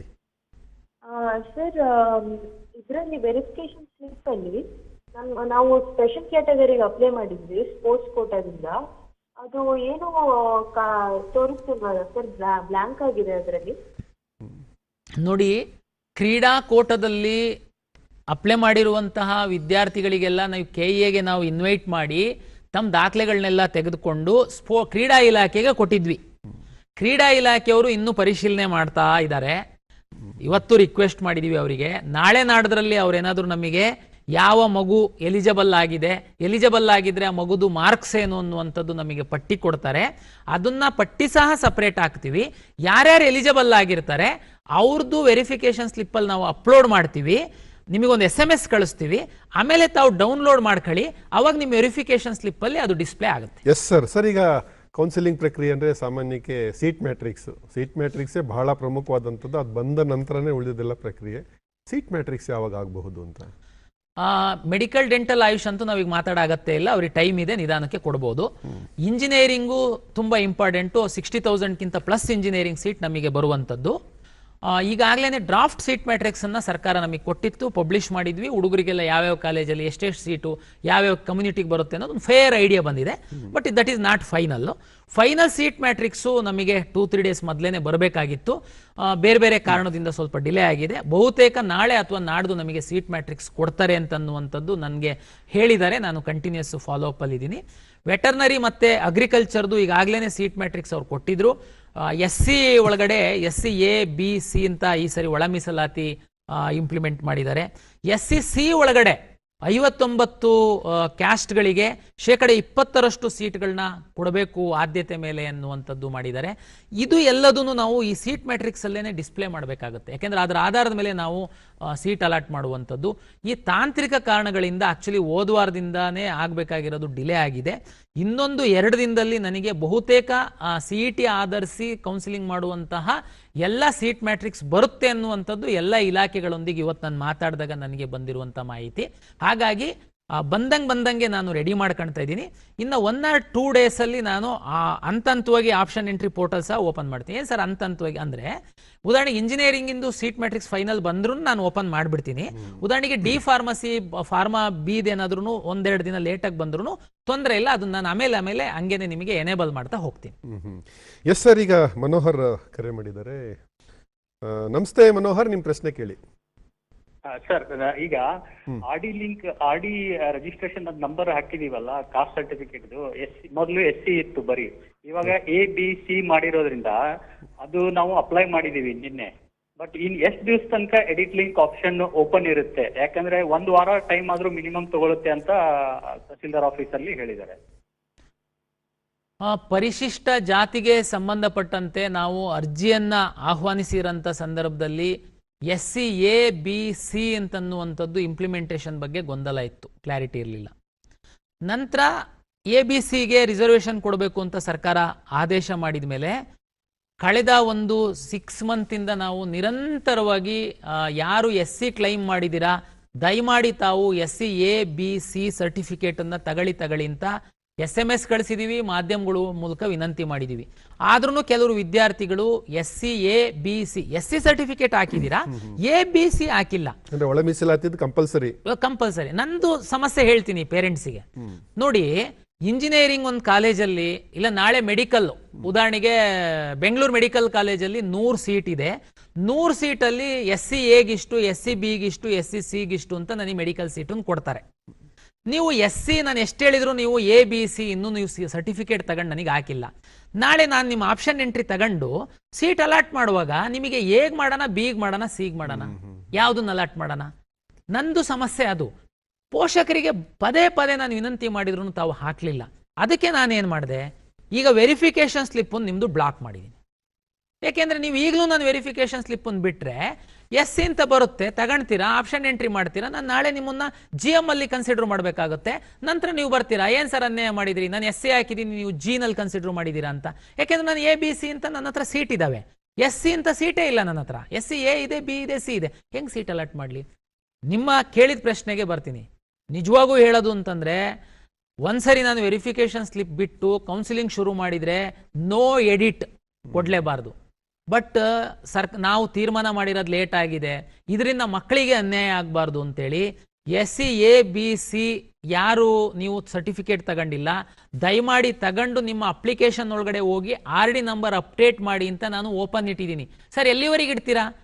ಎಲ್ಲಿವರೆಗೆ ಇಡ್ಬೋದು ನೀವೇ ತೀರ್ಮಾನ ಮಾಡಿ. ಆಪ್ಷನ್ ಎಂಟ್ರಿ ಮಾಡಿ ನಾನು ಸೀಟ್ ಅಲಾಟ್ ಮಾಡೋ ತನಕ ಅಂತೂ ಇಡ್ಬೋದು ಅಷ್ಟೇನೆ. ಅದಾದ್ಮೇಲಂತೂ ಅಲಾಟ್ ಮಾಡುವಾಗ ನೀವು ಯಾರು ಇರ್ತೀರಾ ನಿಮ್ದು ನಕ್ಕೊಂಡು ನಾನು ಅಲಾಟ್ ಮಾಡ್ತೀನಿ ಅಷ್ಟೇನೆ. ಆಮೇಲೆ ನೀವು ಆಪ್ಷನ್ ಎಂಟ್ರಿ ಕ್ಲೋಸ್ ಆಗೋದ್ರೊಳಗಡೆ ನೀವು ಅಪ್ಡೇಟ್ ಮಾಡಲಿಲ್ಲ ಅಂತಂದ್ರೆ ನಿಮ್ದು ಆಪ್ಷನ್ ಎಂಟ್ರಿ ಮಾಡಕ್ಕೆ ಆಗಲ್ಲ ಅಲ್ವಾ? ಯಾಕೆಂದ್ರೆ ನಿಮಗೆ ವೆರಿಫಿಕೇಶನ್ ಸ್ಲಿಪ್ ಬರಲ್ಲ, ಅವಕಾಶ ಕಳ್ಕೊಳ್ತಾರೆ. ಅದಕ್ಕೆ ಸರ್ 1 ವಾರ ತಗೊಳ್ತಾರೆ ತಹಶೀಲ್ದಾರು. ದಯಮಾಡಿ ತೊಂದರೆ ಇಲ್ಲ, 1 ವಾರ ಅಂದ್ರೂ 7 ದಿವಸ ಅಷ್ಟೇನೆ. ಬಟ್ ನೀವು ಓಡಾಡಿ ದಯಮಾಡಿ ಮಾಡಿಸಿ. ಅದು ಬಿಟ್ಟರೆ ನನಗೆ ಬೇರೆ ಬೇರೆ ಕಡೆಯಿಂದ ಫೋನ್ ಬರ್ತಾ ಇದೆ, ಇಲ್ಲ SC ಹಾಕಿದ್ದಾರೆ ನೀವು ಅಲೋ ಮಾಡಿ. ದಯಮಾಡಿ ಅರ್ಥ ಮಾಡ್ಕೊಳ್ಳಿ, ಮಾಡೋಕ್ಕಾಗಲ್ಲ. ಸರ್ಕಾರದ ಆದೇಶ ಇದೆ, ಒಳ ಮೀಸಲಾತಿ ಇಂಪ್ಲಿಮೆಂಟ್ ಮಾಡಬೇಕಂತ. ABC ಸೀಟ್ ಮ್ಯಾಟ್ರಿಕ್ಸ್ ಬರುತ್ತೆ. ಹಾಗಾಗಿ ನಿಮ್ಮ ಅನುಕೂಲಕ್ಕೆ ನೀವು ದಯಮಾಡಿ, ಮಗುಗೆ ತೊಂದರೆ ಆಗುತ್ತೆ, SC ABC ತಗೊಂಡು ನೀವು ಆಪ್ಷನ್ ಎಂಟ್ರಿ ಕ್ಲೋಸ್ ಆಗೋದ್ರೊಳಗಡೆ ನಾನು ಓಪನ್ ಇಟ್ಟಿರ್ತೀನಿ, ಅಪ್ಡೇಟ್ ಮಾಡಿ ವೆರಿಫಿಕೇಶನ್ ಸ್ಲಿಪ್ ಡೌನ್ಲೋಡ್ ಮಾಡ್ಕೊಂಡು ಆಪ್ಷನ್ ಎಂಟ್ರಿ ಮಾಡಿ. Yes sir. ಸರ್, ಈಗ ವಿಜಯಪುರದಿಂದ ಭಾಗ್ಯ ಅವರು ನಮ್ಮ ಜೊತೆ ಇದ್ದಾರೆ. ನಮಸ್ತೆ ಭಾಗ್ಯ, ನಿಮ್ಮ ಪ್ರಶ್ನೆ ಕೇಳಿ. Hello sir. ಮಾತಾಡಿ ಸರ್, ರ್ಯಾಂಕಿಂಗ್ ಶೋ ಆಗ್ತಿಲ್ಲ ಸರ್. ರ್ಯಾಂಕಿಂಗ್ ಸಿಗ್ತಾ ಇಲ್ಲ, ಕೆಲವ್ರದ್ದು ಈ ಸಮಸ್ಯೆ ಇದೆ ಅಂತ. ನೋಡಿ, ರ್ಯಾಂಕಿಂಗ್ ಸಿಕ್ತಿಲ್ಲ ಅಂತನ್ನುವಂಥವ್ರಿಗೆ ನಾನು ಇನ್ನೂ ಸಿಕ್ಕಿಲ್ಲ ಅನ್ನೋರಿಗೆ ಹೇಳ್ತೀನಿ. ಕಳೆದ ವರ್ಷ ತಾವು PUC ಮಾಡಿದ್ರಿ, ಅದ್ರ ಹಿಂದಿನ ವರ್ಷ PUC ಮಾಡಿದ್ರಿ, ಈ ವರ್ಷ PUC ಬರೀತಿದ್ರಿ. ನಾನು KCET ಅಪ್ಲಿಕೇಶನ್ ಬಿಟ್ಟಾಗ 50% PUC ಮಾರ್ಕ್ಸ್ ನನಗೆ ಬೇಕು. ನನಗೆ ಹೆಂಗೆ ನಿಮ್ಮ ಹೆಸರೋಗಿ ಹೇಳಿದ್ರೆ ನನಗೆ ಕೊಡೋಕ್ಕಾಗಲ್ಲ. PU ಬೋರ್ಡ್ ಅವರು 3.5 ಲಕ್ಷ ನಮ್ಮದು CET ಅಪ್ಲಿಕೇಶನ್ ಹಾಕಿದ್ದವರು. ಅಪ್ಲಿಕೇಶನ್ ಹಾಕುವಂಥ ಸಂದರ್ಭದಲ್ಲಿ PUC ಪರೀಕ್ಷೆಯ ರಿಜಿಸ್ಟರ್ ನಂಬರ್ನ ಎಂಟ್ರಿ ಮಾಡಿ ಅಂತ ಹೇಳಿದ್ದೆ ನಾನು. ನೀವು ತಪ್ಪು ಎಂಟ್ರಿ ಮಾಡಿದ್ರಿ. ನೀವು CET ಬರೆದ್ರಿ, ನಿಮ್ಮದು PCMB ಪೇಪರ್ ಏನು ಬರೆದಿದ್ದೀರಾ, ನಂತರ ಮಾರ್ಕ್ಸ್ ಇದೆ. 50% PUC ಮಾರ್ಕ್ಸ್ ಬೇಕು ನಾನು ರ್ಯಾಂಕ್ ಕೊಡೋದಕ್ಕೆ. ನೀವು ರಿಜಿಸ್ಟರ್ ನಂಬರ್ ಹಾಕಿರೋದ್ರಿಂದ PU ಬೋರ್ಡಿಂದ ನಿಮ್ಮ ಮಾರ್ಕ್ಸ್ ನನಗೆ ಬರಲಿಲ್ಲ. CBSE ಮಕ್ಕಳು, ಸ್ಟೇಟ್ ಬೋರ್ಡ್ ಅಲ್ಲ, CBSE ಬೋರ್ಡು. ನಿಮಗೆ ಹೇಳಿದ್ವಿ ನಾವು, ಡೆಲ್ಲಿ CBSEಗೆ ಹೇಳಿದ್ವಿ, ಅವ್ರು ನಮಗೆ ಮಾರ್ಕ್ಸ್ ಕೊಡಲಿಲ್ಲ. ಕೊನೆಗೆ ಮಕ್ಕಳಿಗೆ ಹೇಳಿದ್ವಿ, ನೀವು DG ಲಾಕರಲ್ಲಿ ಹೋಗಿ ನಿಮ್ಮ ಮಾರ್ಕ್ಸ್ ಕಾರ್ಡನ್ನು ಡೌನ್ಲೋಡ್ ಮಾಡಿ, ನಿಮ್ಮದು ಮಾರ್ಕ್ಸನ್ನು ನಾನು ಫೆಚ್ ಮಾಡಿ 50% ಮ್ಯಾಚ್ ಮಾಡಿ ರ್ಯಾಂಕ್ ಕೊಡ್ತೀನಿ ಅಂತ. 3,500 ವಿದ್ಯಾರ್ಥಿಗಳು DG ಲಾಕರಲ್ಲಿ ಲಾಗಿನ್ ಆಗಿ ಫೆಚ್ಚೇ ಮಾಡಲಿಲ್ಲ. ಹಾಗಾಗಿ ನಿಮಗೆ ರ್ಯಾಂಕ್ ಕೊಡೋಕ್ಕಾಗಲಿಲ್ಲ ನಾನು. ಆಮೇಲೆ ಏನು ಮಾಡಿದ್ವಿ, ನನಗೆ ಗೊತ್ತಿತ್ತು ನೀವು ರಿಸಲ್ಟ್ ಅನೌನ್ಸ್ ಮಾಡಿದ ಮೇಲೆ ನೀವು ರ್ಯಾಂಕ್ ನೋಡಕ್ಕೆ ಬರ್ತೀರಾ, ನಮಗೆ ಲಾಗಿನ್ ಆಗ್ತೀರಾ ಅಂತ. ಅವಾಗ ಲಾಗಿನ್ ಆದಾಗ ನಾನು ಹೇಳಿದೆ, ನಿಮ್ಮದು CET ಮಾರ್ಕ್ಸ್ ಇಷ್ಟಿದೆ, ಕ್ವಾಲಿಫೈಯಿಂಗ್ ಎಕ್ಸಾಮ್ ಮಾರ್ಕ್ಸು 0 ಇದೆ, ದಯಮಾಡಿ ನಿಮ್ಮ PUC ಮಾರ್ಕ್ಸ್ನ ಅಪ್ಲೋಡ್ ಮಾಡಿ ಅಂತ ರಿಕ್ವೆಸ್ಟ್ ಮಾಡಿದೆ. 7ನೇ ತಾರೀಕಿನ ತನಕ 8ನೇ ತಾರೀಕು 11 ಗಂಟೆ ತನಕ ಯಾರ್ಯಾರು ಅಪ್ಲೋಡ್ ಮಾಡಿದ್ರಿ ಅವರಿಗೆಲ್ಲ ಲಾಸ್ಟ್ 2 ಡೇಸಲ್ಲಿ ನಾವು ರ್ಯಾಂಕ್ ಕೊಟ್ವಿ. 8ನೇ ತಾರೀಕಿನ ನಂತರ ಯಾರ್ಯಾರು ಅಪ್ಲೋಡ್ ಮಾಡಿದ್ದೀರಾ, ನಾಳೆ ಬೆಳಿಗ್ಗೆ ಅಷ್ಟೊತ್ತಿಗೆ ನಿಮಗೆ ರ್ಯಾಂಕ್ ಬರುತ್ತೆ. ಇನ್ನೂ ಮಾರ್ಕ್ಸೇ ಅಪ್ಲೋಡ್ ಮಾಡಿಲ್ಲ ಅಂತಂದ್ರೆ ನೀವು KEN ಅಲ್ಲಿ ಹೋಗಿ ನಿಮ್ಮ ರಿಸಲ್ಟ್ ಶೀಟನ್ನು ಓಪನ್ ಮಾಡಿದರೆ ದಯಮಾಡಿ ರೈಟ್ ಸೈಡಲ್ಲಿ ಕ್ವಾಲಿಫೈಯಿಂಗ್ ಎಕ್ಸಾಮಿನೇಷನ್ ಮಾರ್ಕ್ಸ್ 000 ಇದೆ. ದಯಮಾಡಿ ತಾವು ಅಪ್ಲೋಡ್ ಮಾಡಬೇಕು, ಮಾರ್ಕ್ಸ್ ಕಾರ್ಡನ್ನು ಅಪ್ಲೋಡ್ ಮಾಡಬೇಕು. ಅದಾಗಿ 2 ಡೇಸಿಗೆ ನಿಮಗೆ ರ್ಯಾಂಕನ್ನು ಕೊಡ್ತೀವಿ. ಎಷ್ಟು ಇದಕ್ಕೇನು ಕಟ್ ಆಫ್ ಡೇಟ್ ಏನು ಇದೆಯಾ ಸರ್ ಇದಕ್ಕೆ? ಆಕ್ಚುಲಿ ಸೇಮ್ ಇದೂನು ಅವರಿಗೆ ರ್ಯಾಂಕ್ ಕೌನ್ಸಿಲಿಂಗ್ ಭಾಗವಹಿಸಬೇಕು ಅಂತಂದ್ರೆ ರ್ಯಾಂಕ್ ಬರಬೇಕು, ರ್ಯಾಂಕ್ ಬರಬೇಕು ಅಂದ್ರೆ ಅವ್ರದ್ದು PU ಮಾರ್ಕ್ಸ್ ಬರಬೇಕು ನಮಗೆ. ಓಕೆ, ಮತ್ತು ಒಂದು ಕರೆ ಇದೆ. ಹಲೋ ಹಲೋ, ನಮಸ್ತೆ ಸರ್. ನಮಸ್ತೆ. ನಿಮ್ಮ ಪ್ರಶ್ನೆ ಕೇಳಿ ಸಂಗನಗೌಡ. ಸರ್ ನಾವು ಸಂಗನಗೌಡ ಅಂತ ಬಿಜಾಪುರಿಂದ ಮಾತಾಡಿ. ಸರ್ ಇವಾಗ ವೆರಿಫಿಕೇಶನ್ ಸ್ಲಿಪ್ ಅಲ್ಲಿ ಲಾಗಿನ್ ಕ್ರೆಡೆನ್ಷಿಯಲ್ ಕೊಟ್ಟಿದ್ದೀರಲ್ಲ. ಹೇಳಿ ಹೇಳಿ. ಹಲೋ, ಹೇಳಿ ಮಾತಾಡಿ. ಆಪ್ಷನ್ ಎಂಟ್ರಿ ಮಾಡುವಾಗ ಸ್ಟೂಡೆಂಟ್ ಫೇಸ್ ಲಾಗಿನ್ ಕೊಟ್ಟಿದ್ದಾರಲ್ಲ, ಎನಿ ಟೈಮ್ ಸ್ಟೂಡೆಂಟ್ ನಮ್ಮ ಜೊತೆನೇ ಇರ್ಬೇಕಾ ಪೇರೆಂಟ್ ಜೊತೆ? ಎನಿ ಟೈಮು ಸ್ಟೂಡೆಂಟು ಪೇರೆಂಟ್ಸ್ ಜೊತೆ ಇರಬೇಕಂತಂದರೆ ನಿಮ್ಮ ಮನೆಯಲ್ಲಿ ಇರ್ಬೋದು ಅವರು. ಬಟ್ ಆಪ್ಷನ್ ಎಂಟ್ರಿ ಮಾಡುವಾಗ ಲಾಗಿನ್ ಓಪನ್ ಆಗಬೇಕಂತಂದರೆ ನಿಮ್ಮ ಮೊಬೈಲಿಗೆ OTP ಬರುತ್ತೆ, ಮಗು ಫೇಸನ್ನು ಕಂಪ್ಯೂಟ್ರಿಗೆ ತೋರಿಸಿದ್ರೆ ಲಾಗಿನ್ ಓಪನ್ ಆಗುತ್ತೆ. ಅದಾದಮೇಲೆ ಆಪ್ಷನ್ ಎಂಟ್ರಿ ಮಾಡಬೇಕು. ದಯಮಾಡಿ ಪೇರೆಂಟ್ಸಿಗೆ ಹೇಳುವಂಥದ್ದು, ನಿಮ್ಮ ಕ್ರೆಡೆನ್ಷಿಯಲ್ಲು ಫೇಸನ್ನೆಲ್ಲ ತಗೊಂಡೋಗಿ ಒಂದ್ಸರಿ ಸೈಬರ್ ಸೆಂಟ್ರಲ್ಲಿ ತೋರಿಸ್ಬಿಟ್ಟು ನಿಮ್ಮ ಕೆಲಸಕ್ಕೆ ನೀವು ಹೋಗ್ಬಿಡ್ಬೇಡಿ. ಅವನಿಗಿಷ್ಟ ಇರೋ ಕೋರ್ಸ್ ಹಾಕ್ತಾನೆ. ಇದು ಲಾಸ್ಟ್ ಇಯರ್ ನಮಗೆ ಎಕ್ಸ್ಪೀರಿಯನ್ಸ್ ಆಗಿದೆ. ಸೈಬರ್ ಸೆಂಟರ್ ಅವ್ನು ಇಷ್ಟ ಇರೋ ಕೋರ್ಸ್ ಹಾಕಿ ಕೊನೆಗೆ ಅವರು ಪೇರೆಂಟ್ಸ್ ಹೇಳೋದು, ಸರ್ ನಮ್ಗೆ ಗೊತ್ತೇ ಇಲ್ಲ ಸರ್, ಅವನು ಎಂಟ್ರಿ ಮಾಡಿದ್ದಾನೆ, ಈಗ ಹೋಗಿ ಅಡ್ಮಿಷನ್ ಆಗು ಅಂತ ಹೇಳ್ತಾ ಇದ್ದಾನೆ. ನೋ, ನೀವು ಸೈಬರ್ ಸೆಂಟರ್ ಹೆಲ್ಪ್ ತಗೊಳ್ಳಿ, ನಾನು ಬೇಡ ಅಂತ ಹೇಳಲ್ಲ. ದಯಮಾಡಿ ಆಪ್ಷನ್ ಎಂಟ್ರಿ ಮಾಡೋದಕ್ಕಿಂತ ಮೊದಲು ನಮ್ಮ ವೆಬ್ಸೈಟಲ್ಲಿ ಹೋಗ್ಬಿಟ್ಟು ಎಷ್ಟು ಕಾಲೇಜು, ಯಾವ್ಯಾವ ಕೋರ್ಸು, ಕಳೆದ ವರ್ಷದ ರ್ಯಾಂಕಿಗೆ ನಿಮಗೆ ಸಮೀಪ ಇದೆ, ಈ ವರ್ಷ ಆ ಕಾಲೇಜಲ್ಲಿ ಸಿಕ್ಕಿದ್ರೆ ನಾವು ಅಡ್ಮಿಷನ್ ಮಾಡ್ಕೊಳ್ತೀವಿ ಅನ್ನುವಂಥದ್ದನ್ನ ಒಂದು ಬಿಳಿ ಹಾಳೆ ಮೇಲೆ ಬರ್ಕಳಿ. ಕಾಲೇಜ್ ಕೋಡನ್ನು ಬರ್ಕೊಳ್ಬೇಕಾಗುತ್ತೆ ತಾವು, ಬರ್ಕಳಿ. ಅದಾದ್ಮೇಲೆ ಸೈಬರ್ ಸೆಂಟ್ರಿಗೆ ಹೋಗಿ ಓಪನ್ ಮಾಡಿ ಲಾಗಿನ್ನು, ಅವನ ಹತ್ರನೇ ಹೆಲ್ಪ್ ಮಾಡಿಸಿ, ಇಲ್ಲ ನೀವೇನೇ ಮಾಡಿ, ನಿಮ್ಮ ಸಮಕ್ಷಮನೆ ಪೂರ್ತಿ ಎಂಟ್ರಿ ಮಾಡಿ ಸಬ್ಮಿಟ್ ಮಾಡಿ ಒಂದು ಪ್ರಿಂಟ್ಔಟ್ ತಗೊಂಡು ಈ ಕಡೆ ಬನ್ನಿ. ವಿಷಯ ನಿಮ್ದಾಗಬೇಕು, ಸಬ್ಜೆಕ್ಟ್ ಕೋರ್ಸ್ ಯಾವುದು ಅಂತ. ಹೌದು, ಇಲ್ಲಾಂದ್ರೆ ಲಾಸ್ಟ್ ಇಯರ್ ಹಂಗ್ ಮಾಡಿದ್ದಾರೆ. ಇವ್ರು ಅವ್ರಿಗೆ ಹೇಳಿದ್ರು, ಅವರೇ ಹಾಕ್ಬಿಟ್ರು. ನೀವು ನಾಳೆ ನಿಮಗೆ ಇಷ್ಟ ಇರ್ಲಿಕ್ಕಿಲ್ಲ ಅದು. ಅದಕ್ಕೆ ದಯಮಾಡಿ ಅವ್ರಿಗೆ ನಿಮ್ದೆಲ್ಲ ಅಸ್ತ್ರ ಕೊಡಕ್ ಹೋಗ್ಬೇಡಿ, ತಾವು ಅವ್ರದ್ದು ಹೆಲ್ಪ್ ತಗೊಳ್ಳಿ. ಯಾಕೆಂದ್ರೆ ಎಲ್ಲರ ಮನೆಯಲ್ಲಿ ಕಂಪ್ಯೂಟರ್ ಇಲ್ಲ, ನಾವು ಮೊಬೈಲಲ್ಲಿ ಎಂಟ್ರಿ ಮಾಡೋವಷ್ಟು ಮಾಡಿ, ಬಟ್ ಅಷ್ಟು ಈಸಿ ಇರ್ಲಿಕ್ಕಿಲ್ಲ ಎಲ್ಲರಿಗೂ ಆ ಮೊಬೈಲ್ ಆಪರೇಟ್ ಮಾಡೋದು. ನೀವು ಸೈಬರ್ ಸೆಂಟ್ರಲ್ಲಿ ಹೆಲ್ಪ್ ತಗೊಳ್ಬಹುದು, ಬಟ್ ನೀವು ಅಲ್ಲಿ ಕುತ್ಕೊಂಡು ಮಾಡಿಸಿ. ಇಲ್ಲಾಂದ್ರೆ ಅವನು 50 ಜನದ್ದು ಇಸ್ಕೊಂತಾನೆ, ಅವನು ನೀವು ನಾನು ರಾತ್ರಿ ಮಾಡ್ತೀನಿ, ಈಗ ಸರ್ವರ್ ಬಿಸಿ ಇದೆ, KE ಬಿಸಿ ಹೋಗಿ ಅಂತೇಳಿ, ಕೊನೆಗೆ ನಿಮ್ದು ಅವರಿಗೆ ಅವ್ರದ್ದು ಇವರಿಗೆ ಎಂಟ್ರಿ ಮಾಡಿ ಕೊನೆಗೆ ಸೀಟ್ ಅಲಾಟ್ ಆಗುತ್ತೆ. S sir. ಈಗ ಮೈಸೂರಿಂದ ರವಿ ಅವರು ಕರೆ ಮಾಡಿದ್ದಾರೆ. ನಮಸ್ತೆ ರವಿ ಅವರೇ, ನಿಮ್ಮ ಪ್ರಶ್ನೆ ಕೇಳಿ. ಹಲೋ ರವಿ, ಮಾತಾಡಿ, ನಿಮ್ಮ ಪ್ರಶ್ನೆ ಕೇಳಿ, ಮಾತಾಡಿ. ನಮಸ್ತೆ ಸರ್. ಮಾತಾಡಿ. ನಮ್ದು ರ್ಯಾಂಕಿಂಗ್ ಎಲ್ಲ ಇದಾಗಿದೆ, ಬಟ್ ನಮ್ದು ವೆರಿಫಿಕೇಶನ್ ಸ್ಲಿಪ್ ಅಲ್ಲಿ ಸರ್. ನಮಸ್ತೆ ಸರ್. ಹೇಳಿ. ಸರ್, ವೆರಿಫಿಕೇಶನ್ ಸ್ಲಿಪ್ ಇದು ಬಂದ್, ಅದರಲ್ಲಿ ರ್ಯಾಂಕಿಂಗ್ ತೋರಿಸಿದ್ದೀರಿ ಅಂತ ಹೇಳಿದೀರಾ, ಬಟ್ ಅದ್ರಲ್ಲಿ ಬಂದಿಲ್ಲ ಸರ್ ನಮ್ಮ ಇದರಲ್ಲಿ. ವೆರಿಫಿಕೇಶನ್ ಸ್ಲಿಪ್ ಅಲ್ಲಿ ರ್ಯಾಂಕ್ ಅನ್ನು ತೋರಿಸಿದೀವಿ ಅಂತ ಯಾರಿಗೆ ಹೇಳಿದ್ದೀನಿ ನಾನು? CET ಎಕ್ಸಾಮ್ ಬರ್ದಿದ್ದಾರೆ, PUC ಮಾರ್ಕ್ಸು ನಮಗೆ ಬಂದಿದೆ. ಅದು ಎರಡರದೂ 50-50% ತಗೊಂಡು ನಾನು ರ್ಯಾಂಕ್ ಕೊಟ್ಟಿದ್ದೀನಿ. ಉದಾಹರಣೆಗೆ ನೀವು ವೆರಿಫಿಕೇಶನ್ ಸ್ಲಿಪ್ಪಲ್ಲಿ ನಿಮ್ಮದು PUC ಮಾರ್ಕ್ಸ್ ಇಲ್ಲ ಅಂತಂದರೆ ನಾನು ರ್ಯಾಂಕ್ ಕೊಟ್ಟಿರಲ್ಲ. ಈ ಕಡೆ ರ್ಯಾಂಕ್ ಬ್ಲಾಂಕ್ ಇರುತ್ತೆ, CET ಮಾರ್ಕ್ಸ್ ಮಾತ್ರ ಇರುತ್ತೆ, ಕ್ವಾಲಿಫೈಯಿಂಗ್ ಎಕ್ಸಾಮ್ ಮಾರ್ಕ್ಸ್ ಇರಲ್ಲ. ಸರ್ ಇಲ್ಲ, PUC ಮಾರ್ಕ್ಸು ಇದೆ ಸರ್, CET ಮಾರ್ಕ್ಸು ಇದೆ, ರ್ಯಾಂಕ್ ಮಾತ್ರ ಬ್ಲಾಂಕ್ ಇದೆ. ಅದು ಟೆಕ್ನಿಕಲ್ ಎರರ್ ಅಂತ ನಾನು ಒಪ್ತೀನಿ. ದಯಮಾಡಿ ಅದನ್ನ ಮೇಲ್ ಮಾಡಿ KEಗೆ, ನಾನು ಅಟೆಂಡ್ ಮಾಡ್ತೀನಿ. ಅಂಥದ್ದು ನನ್ಗನ್ಸೋಕ್ಕೆ ಒಂದು ಇರ್ಲಿಕ್ಕೆ ಸಾಧ್ಯ ಇಲ್ಲ, ಬಟ್ ಆದರೂ ಇದ್ದಿರ್ಬೋದು, ಹೇಳಲಿಕ್ಕಾಗಲ್ಲ. ನೀವು ಪೇರೆಂಟ್ಸ್ ಏನಾದರೂ ಆ ಥರದ್ದು ಗಮನಿಸ್ತು ಅಂತಂದರೆ ದಯಮಾಡಿ ತಾವು ನಮಗೆ ಅದನ್ನು ಮೇಲ್ ಮಾಡಿ, ಇಮಿಡಿಯೇಟ್ಲಿ ನಾವು ಅಟೆಂಡ್ ಮಾಡ್ತೀವಿ. ಸರ್, ಈಗ 371J ಮೀಸಲಾತಿ ಅದನ್ನು ಹೇಗೆ ಅನುಷ್ಠಾನ ಮಾಡ್ತಾ ಇದ್ದೀರಾ?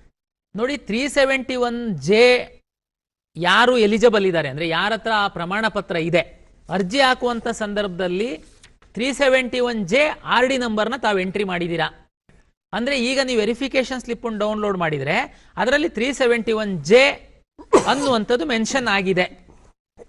ನಾಳೆ ನಾನು ಸೀಟ್ ಮ್ಯಾಟ್ರಿಕ್ಸ್ ಬಿಟ್ಟಾಗ, ಈಗ ಉದಾಹರಣೆಗೆ ಇಂಜಿನಿಯರಿಂಗ್ ಸೀಟ್ ಮ್ಯಾಟ್ರಿಕ್ಸ್ ಬಿಟ್ಟಿದ್ದೀನಿ ನಾನು, ಅಂದರೆ ಡ್ರಾಫ್ಟ್ ಸೀಟ್ ಮ್ಯಾಟ್ರಿಕ್ಸು ತಾವು ನೋಡ್ಬೋದು.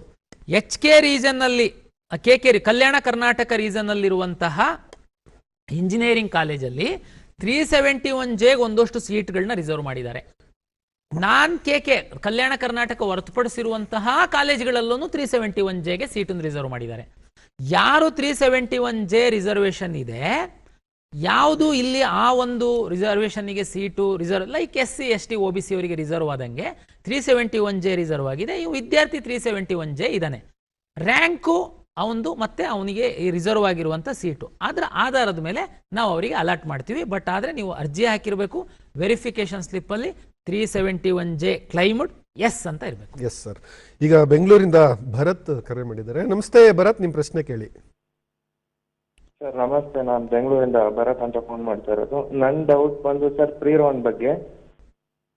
ಈಗ ನಾವು ಕಾಲೇಜ್ ಲೀಸ್ಟ್ ಎಲ್ಲ ಆಪ್ಷನ್ ಎಂಟ್ರಿ ಎಲ್ಲ ಮಾಡಿರ್ತೀವಿ ಸರ್ ಇಂಜಿನಿಯರಿಂಗಿಗೆ. ಅದರಲ್ಲಿ ನಮ್ಗೆ ಇಷ್ಟ ಆಗಿರೋ ಕಾಲೇಜ್ ಸಿಕ್ಕಿರಲ್ಲ. ಅವಾಗ ನಾವು ಸಿಕ್ಕಿರೋ ಕಾಲೇಜ್ಗೆ ಹೋಗ್ಬೇಕಾ ಇಲ್ಲ ಫಸ್ಟ್ ರೌಂಡ್ ಹೋಗೋ ಚಾನ್ಸ್ ಇರುತ್ತೆ ಸರ್ ಅಂತ ನನ್ನ ಡೌಟ್ ಸರ್. ಈಗ ಈ ಹಿಂದೆ ನಾನು ಆರಂಭದಲ್ಲೇನೆ pre round and first round explain ಮಾಡಿದೆ. ಮೋಸ್ಟ್ಲಿ ನೀವು ನೋಡಿರ್ಲಿಕ್ಕಿಲ್ಲ ಅಂತ ಅನ್ಸುತ್ತೆ ಭರತ್. ದಯಮಾಡಿ ಪ್ರೀ ರೌಂಡ್ ಅಂತಂದ್ರೆ 100% ಇಷ್ಟ ಆಗಿರುವಂಥವರಿಗೆ ಮಾತ್ರ, ಉಳಿದವರಿಗೆ ಯಾವ ಆಪ್ಷನ್ ಇರಲ್ಲ. ದಯಮಾಡಿ ನಮ್ಮ ಕೌನ್ಸಿಲಿಂಗಲ್ಲಿ ಇರ್ತೀರ. ನಿಮಗೆ ಹೊರಗಡೆ ಹೋಗಿ ಅಂತಲೂ ಹೇಳಲ್ಲ, ಯಾವ ಚಾಯ್ಸ್ ಹಾಕಿ ಅಂತಲೂ ಹೇಳಲ್ಲ. ಇವನ್ನು ಫಸ್ಟ್ ರೌಂಡಲ್ಲಿ ಪ್ರೀ ರೌಂಡಲ್ಲಿ ಚಾಯ್ಸ್ 1 ಹಾಕಿದ್ದೀರಾ ನೀವು. ಬೆಂಗಳೂರು ವೆಟರ್ನರಿ ಕಾಲೇಜ್ ಚಾಯ್ಸ್ 1 ನಿಮ್ದು, ಆಪ್ಷನ್ 1 ನಿಮಗೆ ಅದೇ ಸಿಕ್ಕಿದೆ. ಬಟ್ ಸ್ಟಿಲ್ ನೀವು ಹೋಗ್ರಿ ಅಂತ ನಾನೇನು ಹೇಳಲ್ಲ. Please come first round, no problem. ಇಲ್ಲ ಸರ್ ನನಗೆ ಅದು ಒಂದೇ ಗುರಿ ಇತ್ತು, ಅದೇ ಸಿಕ್ಕಿದೆ, ಮತ್ತೆ ಹಾಕಿರನ್ ಸರ್ ನಾನು ಕೌನ್ಸಿಲಿಂಗಲ್ಲಿ ಹೋಗಿ ಅಡ್ಮಿಷನ್ ಆಗ್ತೀನಿ, ದಯಮಾಡಿ ಹೋಗಿ ಅಡ್ಮಿಷನ್ ಆಗಿ ಅಷ್ಟೇ. S sir. ಈಗ ಸಿದ್ದರಾಜು ಅವ್ರು ಕರೆ ಮಾಡಿದ್ದಾರೆ. ನಮಸ್ತೆ ಸಿದ್ದರಾಜು ಅವರೇ, ನಿಮ್ಮ ಪ್ರಶ್ನೆ ಕೇಳಿ. ನೇರವಾಗಿ ಪ್ರಶ್ನೆ ಬನ್ನಿ ಸರ್. ನಮಸ್ಕಾರ ಸರ್. ಮಾತಾಡಿ. ಪ್ರಸನ್ನ ಸರ್. ಮಾತಾಡಿ. ನನ್ನ ಕ್ವಶನ್ ಏನಂತ ಹೇಳಿದ್ರೆ ಸರ್, ನಾವು KEಯಲ್ಲಿ ಅಪ್ಲಿಕೇಶನ್ ಹಾಕ್ತಿದೀವಲ್ವಾ, ಇವಾಗ ಪೊಲೀಸ್ ಅಪ್ಲಿಕೇಶನ್ ಹಾಕ್ತಿದೀವಿ ಇವಾಗ ಸದ್ಯದಲ್ಲಿ, ಅಂದ್ರೆ ಇವಾಗ ಬಿಟ್ಟಿರೋದ್ರಲ್ಲಿ. ಸೊ ಅಲ್ಲಿ ಏನಂತ ಹೇಳಿದ್ರೆ ನಾವು ಅಪ್ಲಿಕೇಶನ್ ಹಾಕಿದ ತಕ್ಷಣ ನಮ್ಮ ಮೊಬೈಲ್ಗೆ ಮೆಸೇಜು ಬರ್ತಿಲ್ಲ, ಮತ್ತೆ ಮೇಲ್ ಐಡಿಗೂ ಮೆಸೇಜ್ ಬರ್ತಿಲ್ಲ. ಮತ್ತೆ ಇನ್ನೊಂದು ಏನಂತ ಹೇಳಿದ್ರೆ ಸೊ ಅದರಲ್ಲಿ ರಿಟ್ರೀವ್ ಮಾಡಕ್ಕೆ ಆಪ್ಷನ್ ಬರ್ತಿಲ್ಲ. ನಾವು ಹೆಲ್ಪ್ ಲೈನ್ಗೆ ಕಾಂಟ್ಯಾಕ್ಟ್ ಮಾಡಿದಾಗ ಸೊ ಅದಕ್ಕೆ ಕಾಲು ಕನೆಕ್ಟ್ ಆಗ್ತಿಲ್ಲ, ಮೇಲ್ ಮಾಡಿದ್ರೆ ಮೇಲೂ ಕನೆಕ್ಟ್ ಆಗ್ತಿಲ್ಲ ಸರ್. ಇದು CETಗೆ ಸಂಬಂಧಪಟ್ಟಿದ್ದಲ್ಲ, ನಾವು ಕಾನ್ಸ್ಟೇಬಲ್ಗೆ ಸಂಬಂಧಪಟ್ಟಂತೆ ಅರ್ಜಿ ಕರೆದಿರುವಂಥದ್ದು ಹೇಳ್ತಾ ಇದ್ದಾರೆ.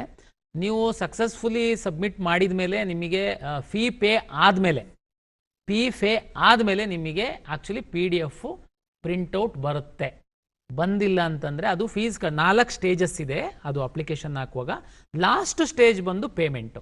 ಒಂದ್ಸರಿ ಪೇಮೆಂಟ್ ಸಕ್ಸಸ್ಫುಲಿ ಬಂತು ಅಂತಂದರೆ ನಿಮಗೆ ಅಪ್ಲಿಕೇಶನ್ ನೀವೇನು ಹಾಕಿದ್ದೀರಾ ಅದರದ್ದು PDF ಪ್ರಿವ್ಯೂ ಅಂತ ಬರುತ್ತೆ. ಪ್ರಿವ್ಯೂ ನೋಡಬೇಕು ತಾವು. ಅವಾಗ ಏನಾದರೂ ಎಡಿಟ್ ಇದ್ರೆ ಬೇಕಾದ್ರೂ ಮಾಡ್ಬೋದು. ಅದಾದಮೇಲೆ ನೀವು ಸಬ್ಮಿಟ್ ಅಂತೇಳಿ ಕೊಡ್ತು ಅಂತಂದರೆ ಆಮೇಲೆ ನಿಮಗೆ ಅಪ್ಲಿಕೇಶನ್ ಬರುವಂಥದ್ದು. ಬಹುತೇಕ ನಿಮ್ಮದು ಪೇಮೆಂಟ್ ಆಗಿಲ್ಲದೆ ಇರ್ಬೋದು, ಏನಾದರೂ ಕಾರಣ ಇರ್ಬೋದು. ಆಮೇಲೆ ನಿಮಗೆ ಮೇಲ್ ಬರ್ತಿಲ್ಲ ಅಂತೇಳಿ ಹೇಳಿದರೆ, ಮತ್ತು SMS ಬರ್ತಿಲ್ಲ ಅಂತ ಹೇಳಿದ್ದೀರಾ. ನಿಮ್ಮದು ಮಾತ್ರನಾ ಇಲ್ಲ ಬೇರೆಯವ್ರದ್ದು ಆಗಿದೆಯಾ ನಾನು ಚೆಕ್ ಮಾಡ್ತೀನಿ. ಬಟ್ ಆಪ್ಷನ್ ಇದೆ, ಫೈನಲ್ ಪ್ರಿಂಟ್ಔಟು ಈ ವಿದ್ಯಾರ್ಥಿಗಳಿಗೆ ಬರುತ್ತೆ. ಒಂದು KEA ಒಂದು ರೀತಿ ಇಡೀ ದೇಶದಲ್ಲಿ ಒಂದು ಕ್ರಾಂತಿಕಾರಕವಾಗಿ ಕಾರ್ಯನಿರ್ವಹಿಸ್ತಾ ಇದೆ ಅನ್ನುವಂಥದ್ದು. ಅಂದರೆ 7 ದಿವಸದಲ್ಲಿ ರಿಸಲ್ಟ್ ಕೊಡ್ತೀರಿ ಅಂತ ಇದೀನಿ, ಹೇಗೆ sir, how it is possible ಅಂತ ಅಲ್ಲ? ಅಪಾರ್ಟ್ ಫ್ರಮ್ ದಿಸ್ ಇದು ಒಂದು ಪಾರ್ಟು, ಹೇಗೆ ಹೌ ಇಟ್ ಈಸ್ ಪಾಸಿಬಲ್ ಅಂತ ಈಗ ನಾವು ಆ ಸ್ಪೀಡ್ ಮಾಡಲಿಕ್ಕೆ ಕಾರಣ ಏನು ಅಂತಂದರೆ 2. ಒಂದು, ಈ ಕಾಮನ್ ಎಂಟ್ರೆನ್ಸ್ ಎಕ್ಸಾಮ್ಗಳು PGCET, DCET, KCET ಎಲ್ಲ ಮಾಡ್ತೀವಿ. ಜೊತೆಗೆ ನಾವು ಒಂದು ಸ್ಪರ್ಧಾತ್ಮಕ ಪರೀಕ್ಷೆಗಳನ್ನ ಸಹ ನಾವು ಮಾಡ್ತೀವಿ. ಸ್ಪರ್ಧಾತ್ಮಕ ಪರೀಕ್ಷೆಗಳಲ್ಲಿ ಹೊರಗೆ ವಿದ್ಯಾರ್ಥಿಗಳಿಗೆ ಪೋಸ್ಟ್ ಎಕ್ಸಾಮ್ ಅಂದರೆ ಎಕ್ಸಾಮ್ ಆದ ನಂತರ ಸುಮಾರು ಅನುಮಾನಗಳು, OMR ತಿದ್ದುತ್ತಾರಂತೆ, ಅದು ಇದು ಅಂತ. ಅದಕ್ಕೆ ನಾವು ಈ ಫಾಸ್ಟ್ ಪ್ರೋಸೆಸ್ ಮಾಡುವಂಥದ್ದಕ್ಕೆ ಶುರು ಮಾಡಿದ್ವಿ. ಏನಂತಂದರೆ ಈಗಂತೂ ನಾವು ರಾಜ್ಯದಲ್ಲಿ ಮೊನ್ನೆ MBA ಮತ್ತು MCAಗೆ PGCET ಮಾಡಿದಾಗ 5 ಜಿಲ್ಲೆಗಳಲ್ಲಿ ನಾವು, ಬೆಂಗಳೂರು ಸೇರಿ 6 ಜಿಲ್ಲೆಗಳಲ್ಲಿ ನಾವು ಸ್ಕ್ಯಾನಿಂಗ್ ಮಾಡಿದ್ದೀವಿ. ಅಲ್ಲಲ್ಲೇ ಜಿಲ್ಲೆಯಲ್ಲಿ ಹೋಗಿ ಜಿಲ್ಲಾಧಿಕಾರಿಗಳ ಕಚೇರಿನಲ್ಲಿ ಎಕ್ಸಾಮ್ ಆಗಿ ಬರ್ತಿದ್ದಂಗೆ ವಿತಿನ್ 2 hours OMR ಸ್ಕ್ಯಾನ್ ಅಂದರೆ ಐ ಎಂಡ್ ಸ್ಕ್ಯಾನಿಂಗ್ ಮಿಷಿನ್ ನಾವು ಪರ್ಚೇಸ್ ಮಾಡಿದ್ದೀವಿ KEA ವತಿಯಿಂದ. 1 ನಿಮಿಷಕ್ಕೆ 120 OMR ಸ್ಕ್ಯಾನ್ ಆಗುತ್ತೆ.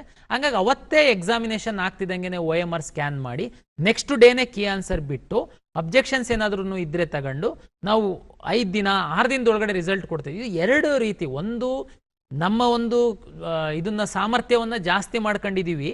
ಅದು ಅನಿವಾರ್ಯತೆ ಯಾಕಿತ್ತು ಅಂತಂದರೆ ಒಂದು ಸಂಸ್ಥೆ ಮೇಲೆ, ಒಂದು ವ್ಯವಸ್ಥೆ ಮೇಲೆ ವಿದ್ಯಾರ್ಥಿಗಳಿಗೆ ನಂಬಿಕೆ ಬರಬೇಕು ಅನ್ನುವಂಥದ್ದು ಹಿನ್ನೆಲೆ ಒಳಗಡೆ ನಾವು ಈ ಶ್ರಮವನ್ನು ವಹಿಸಿದ್ವಿ. ಅದು ಪ್ರತಿಫಲವನ್ನು ಕೊಟ್ಟಿದೆ. Yes sir, yes sir. 11.5 ಲಕ್ಷ OMR ಸ್ಕ್ಯಾನ್ ಮಾಡೋದು it's not a easy thing ಅದು.